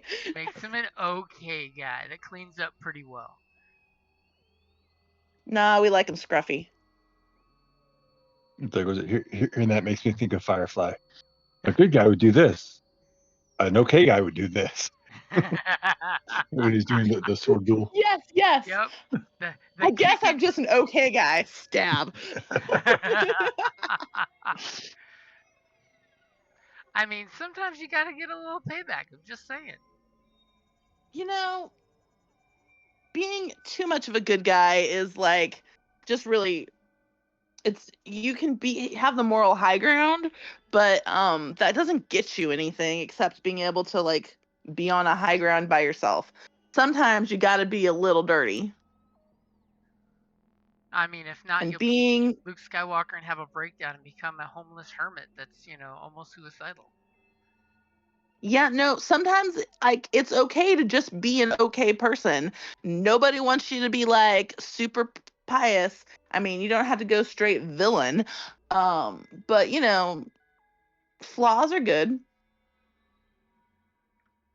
And Bob, if you check the Wednesday one-shot chat, you will find all 5 of the books that have everything you need in there. The only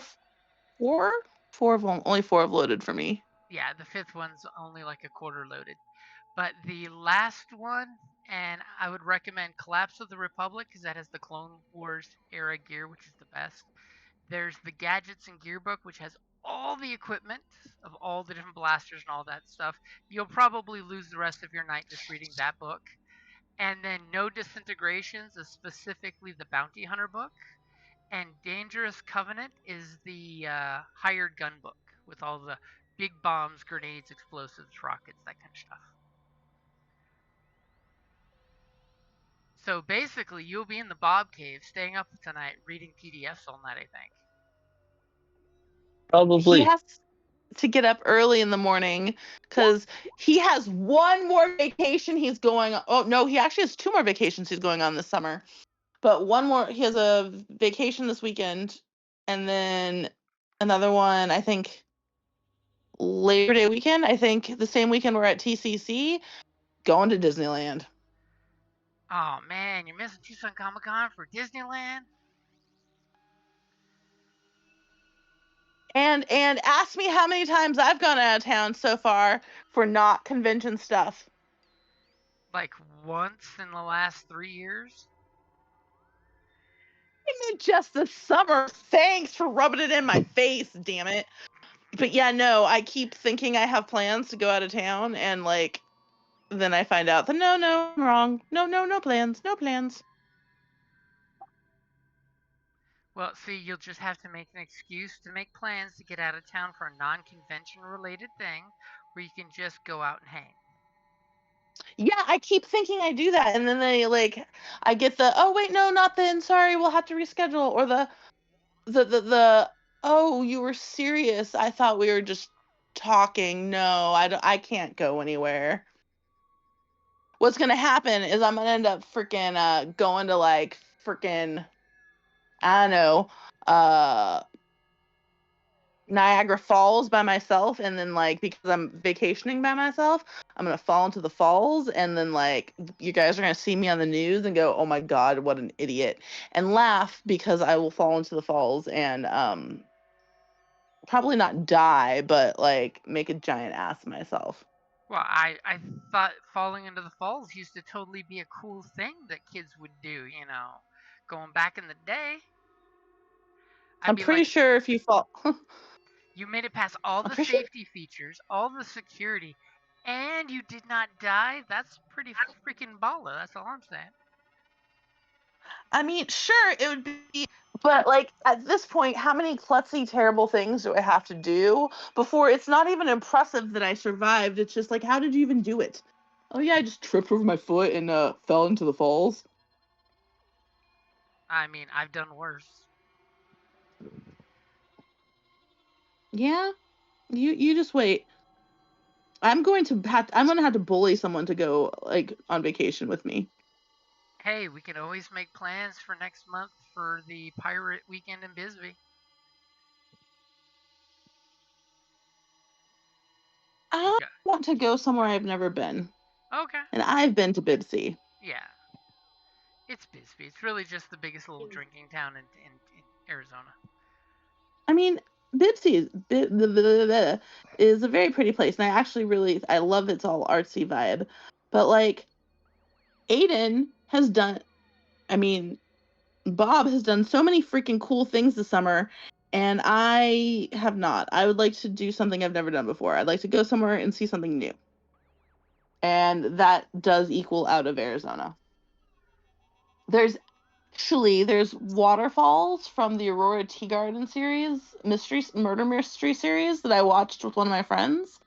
And I think we looked it up, and it's like this like BFE in like New York State that's like absolutely near nothing. And apparently it's like a town of waterfalls, and it's like 6 of them or something like that.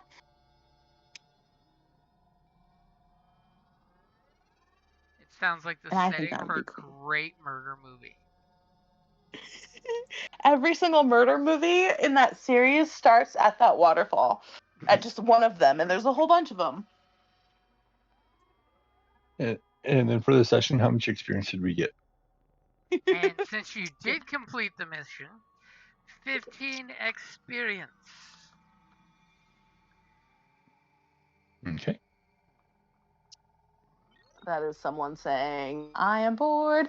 Oh, Castox, have you ever listened to our recordings afterwards? Only a little bit of one once.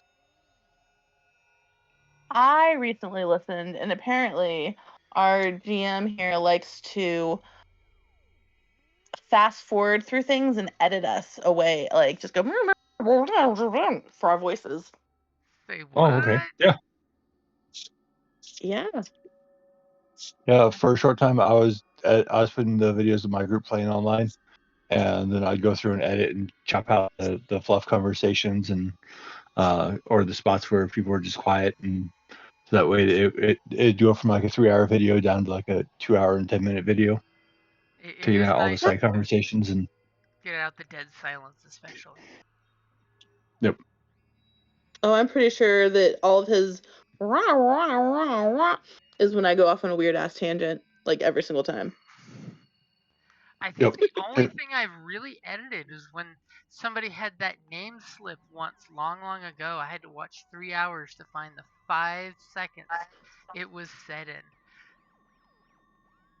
Well, in. theoretically speaking, there might have been one of those slips. God damn it, I can't find the screen. At the 2-hour mark tonight. You'll have to let me know when it gets to YouTube so I can edit it out. You pain in the butt. Sorry. YouTube is definitely not Hey, the most edit-friendly platform. It used to be, but apparently now it's not. well, what I'm really confused is for the longest time it had the time we were on the call on my screen, and now I can't find it anymore. Are you referring to on Discord? Yes. Because I know when we did Skype it used to, but Discord I think got rid of that feature. No, so I'm on my phone because Discord on my computer hates me.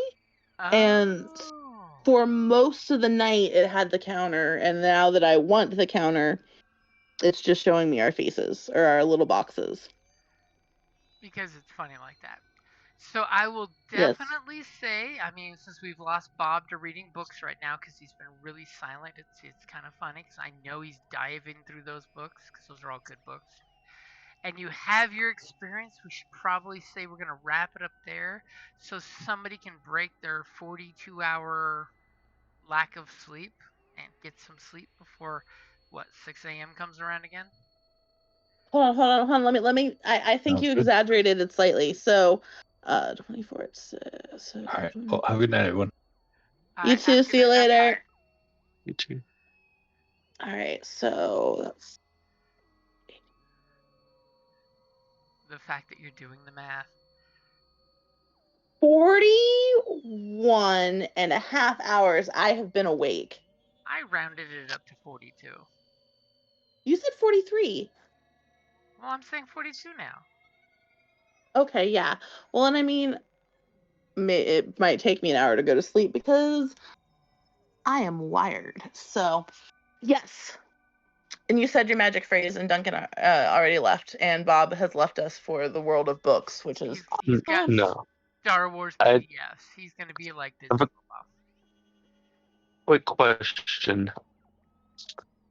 I couldn't find anything on a wrist-mounted flamethrower, but I found 3 other things that I would like.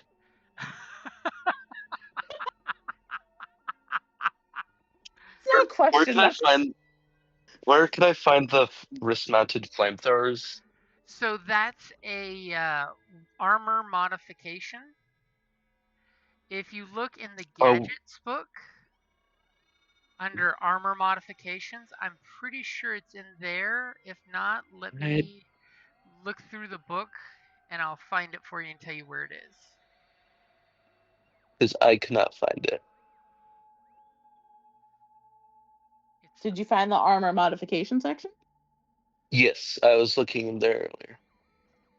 Let me see.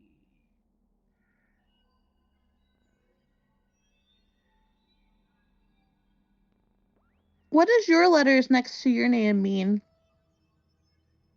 Your KYBR? Who's that? Bob? What?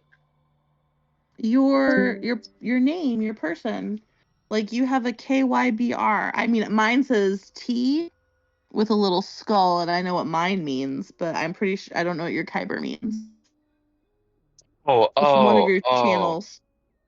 There's the game called Star Wars Battlefront 2, and PC is filled with modders, and there's a group of people who do Kyber, who make custom servers so people can play with mods and without hackers. Oh my Ah. God. What's that game you said? I've never heard of it before. Yeah, that game, Battlefront 2, that game that totally isn't always on the Xbox. No, it's totally not a game that I've watched you play your entire life, that I have purchased for you. Hey, Battlefront 2's got a Totally. great story session, story run through. Yeah, I don't understand why people hate the. Jeez, voice killing me. I don't understand why people really hate the story. I actually enjoyed it. It's a fairly good So story people like that to hate doesn't everything. step on Star Wars' toes, because that's the problem. Is remember, every time you make a canon story, you can't step on Star Wars' toes, which is always a pain in the ass.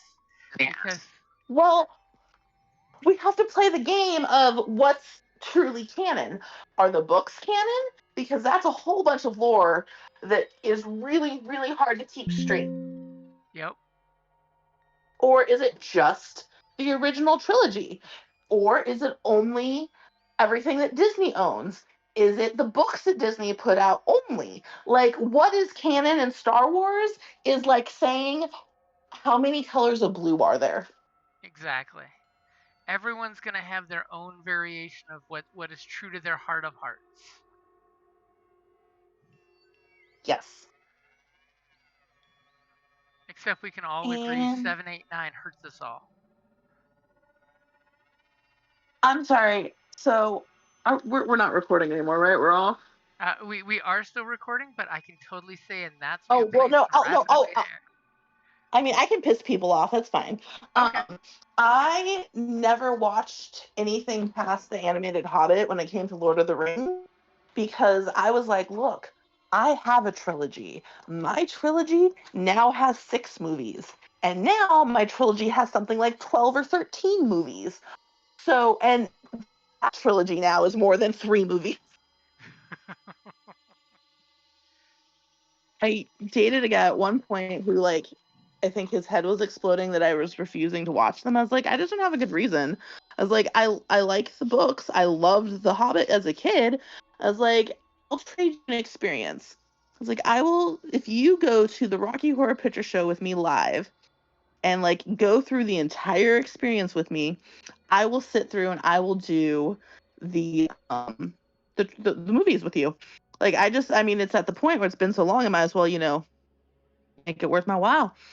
And that's not why we broke up, but we broke up shortly after.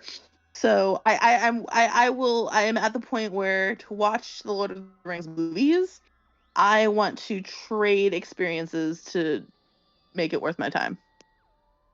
Hey, that I understand. I mean, Mm-hmm. we started the Lord of the Rings TV series on Amazon and just like, never finished it because it's just meh.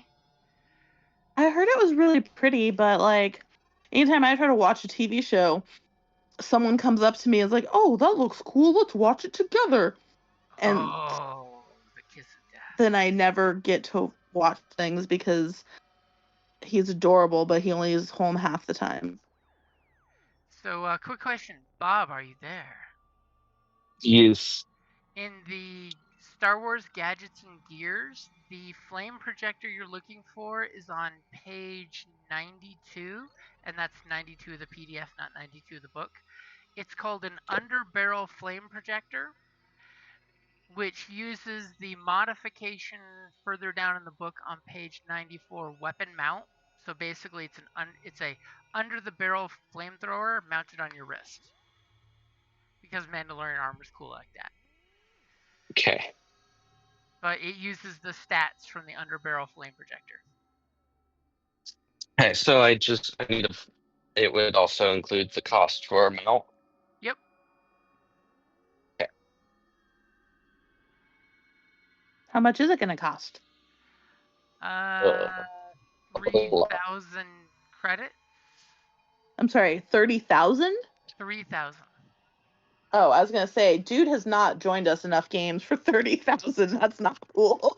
On the plus side, it does like 10 damage, crits on 2, it's got a range of short, it's got blast 2, so it can hit an area effect, and it's got burn 5, so if you hit the target and roll well enough, you just light them on fire and they just keep burning. Nice. We've only had like one combat, but whatever. Well, I do recall when we made this campaign, somebody said they wanted it combat light originally, and now we have all these combat people running around. I mean, the whole point was to, hide an identity, be mostly lawful, and not get a lot of bad attention to ourselves. And we were able to do that and blow up an entire compound, so I think that we're winning. This is true. Of course, it almost means we could probably go from one-shots to an actual campaign. You keep saying that, and then you curse us. And isn't this still like a campaign? It's just like a mini series campaign where it's because still people can drop in and drop out and join us at any time they want, and it doesn't mess with the story. This is true. It is like one shot is more of a tongue-in-cheek phrase for what we're doing. It's not truly one shots. True. We're jinxing it without jinxing it. Right. We are doing an episodic session method where our ability to play is not tied, like the next game is not going to be affected because Bob will be in school. Oh, poor Bob. Why are you wishing that on Bob? I am stating facts. Whereas in traditional campaigning, Bob would not be able to drop in on his luxurious vacations that he gets because we would be in such a structured event that we wouldn't be able to have people drop in and out as life allows. Which is true. And I actually really like that this is what we're doing. I think that this has been a very, very successful experiment that we have done. It has. So I don't know why you keep trying to say. I was going to totally ask you offline, but if you happen to be free on Sundays 4 to 6, probably just once a month, probably like the first or second month, Sunday of the month, would you like to try a new RPG? Ooh. Sundays 4 to 6 once a month? 4 to 8, sorry. 4 to 8. Yeah, it would be what kind of RPG? It's Daggerheart. David. Oh, you guys are blowing up my freaking Discord with that. Yeah. Who else is playing other? A certain patron of the podcast bought us the Roll20 version of the game. So because they really wanted to play online since we couldn't get enough people together for in person. It's so far David, Christopher, I'm not sure if you played with him or not. You may have played once or twice with him. He's from Oregon. And Kelly. Maybe? Kelly? Kelly.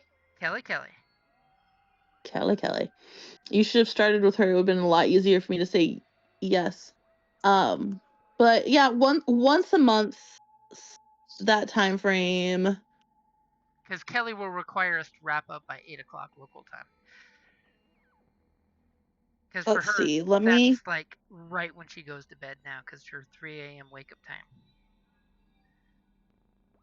People trying to sleep on a normal basis, so silly.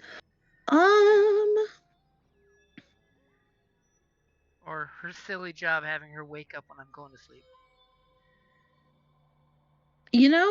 Sundays, my Sunday evenings, the beginning half of the month. I mean, actually, I'm a heathen, so Sundays in general are pretty good for me. Yeah, no, I could definitely commit to one Sunday a month from 4 to 8. Okay. I will put you on the list, and you should be getting.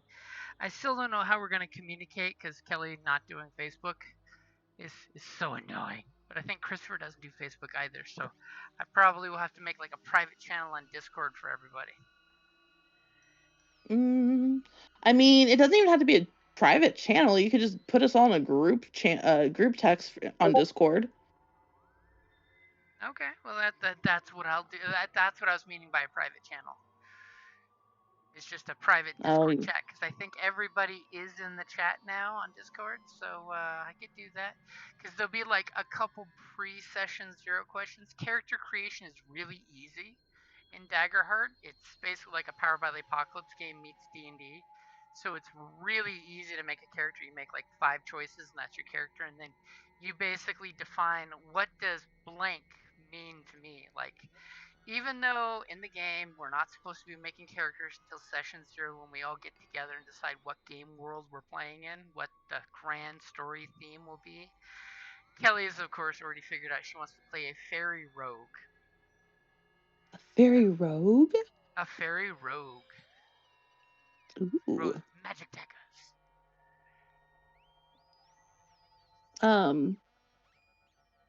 Is it regular classes for D&D?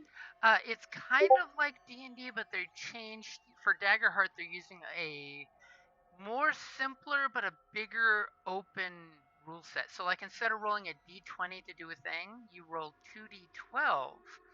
1d12 is your hope dice, 1 is your fear dice. So it's sort of like Star Wars where you get your threats and your advantages.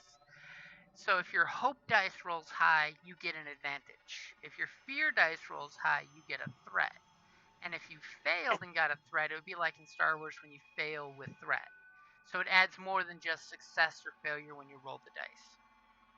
No. I'm more asking because do you know how many games I haven't been a half-elf druid because I'm trying really hard not to be a stereotype?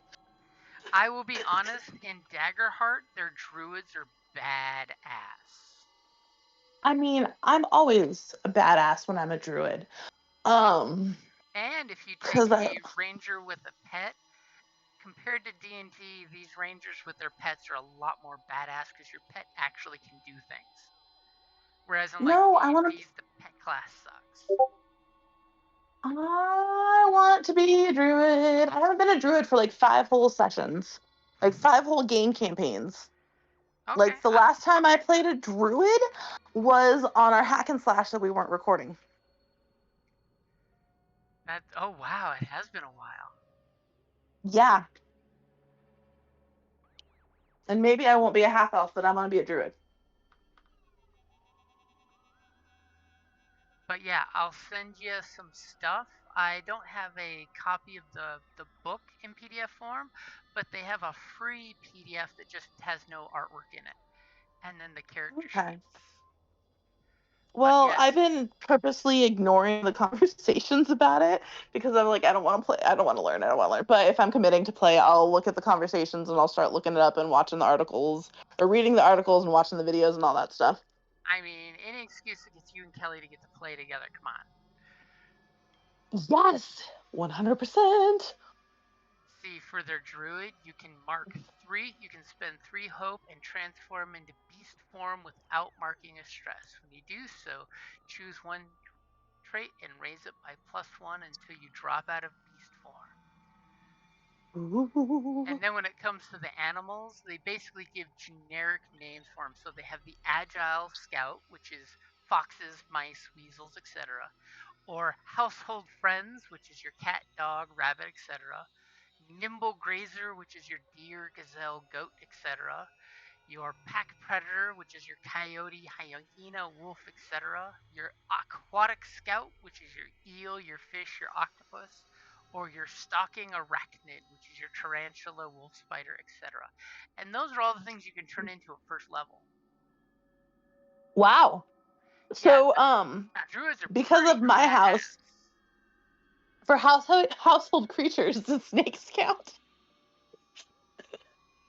Well, I'm sure that could work from certain households.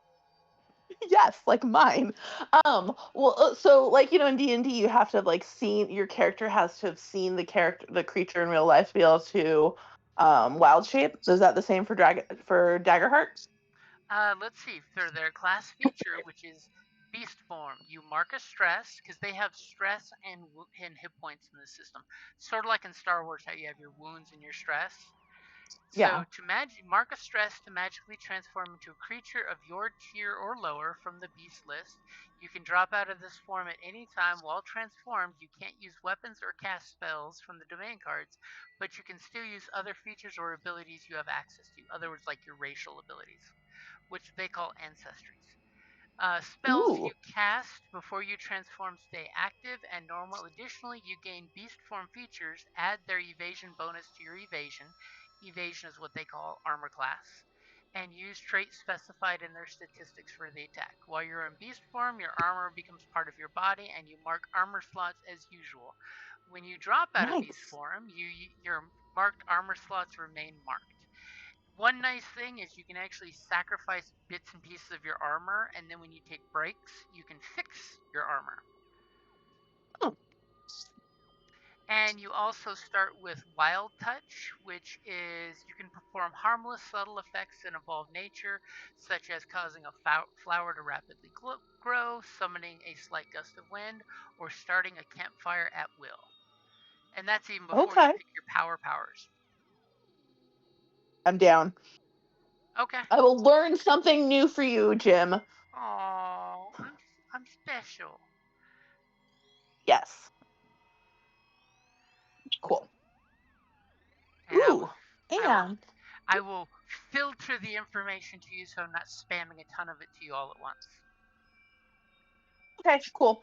And I should probably do that thing where I like Get some sleep. hang up and just sleep. And Wait. again have work tomorrow because, I'm a boring adult.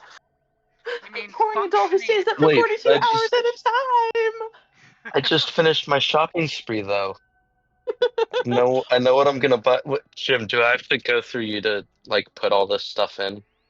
You can put it on your character sheet unless you don't want to put it on your character sheet. Then you can just, I- spam it on Roll20. Say, hey Jim, put these things I bought in my character sheet for me, pretty please. No, I can put them in my character sheet. I'd just like you to know I bought 7 things with a total of 13,775 credits. You Holy went on a crap. massive shopping spree in 20 minutes. Yes. Would you like to know what I bought? Sure, what'd you buy?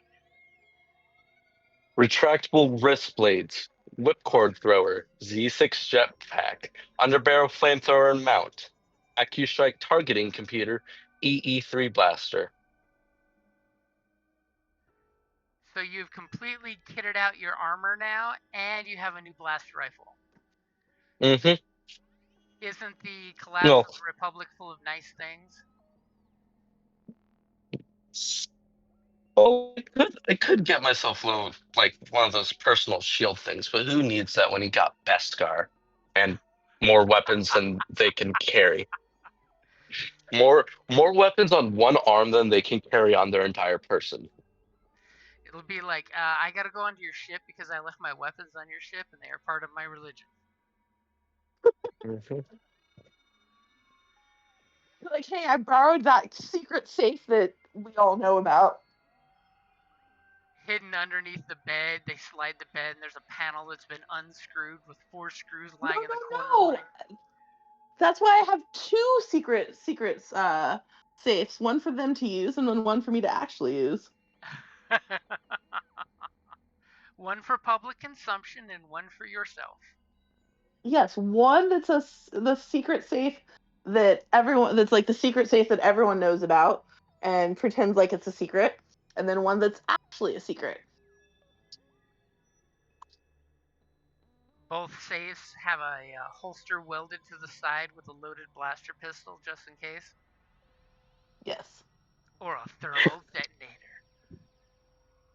So, I guess my question is before I hang up, am I going to be like obsessed with this dagger on my body all the time now?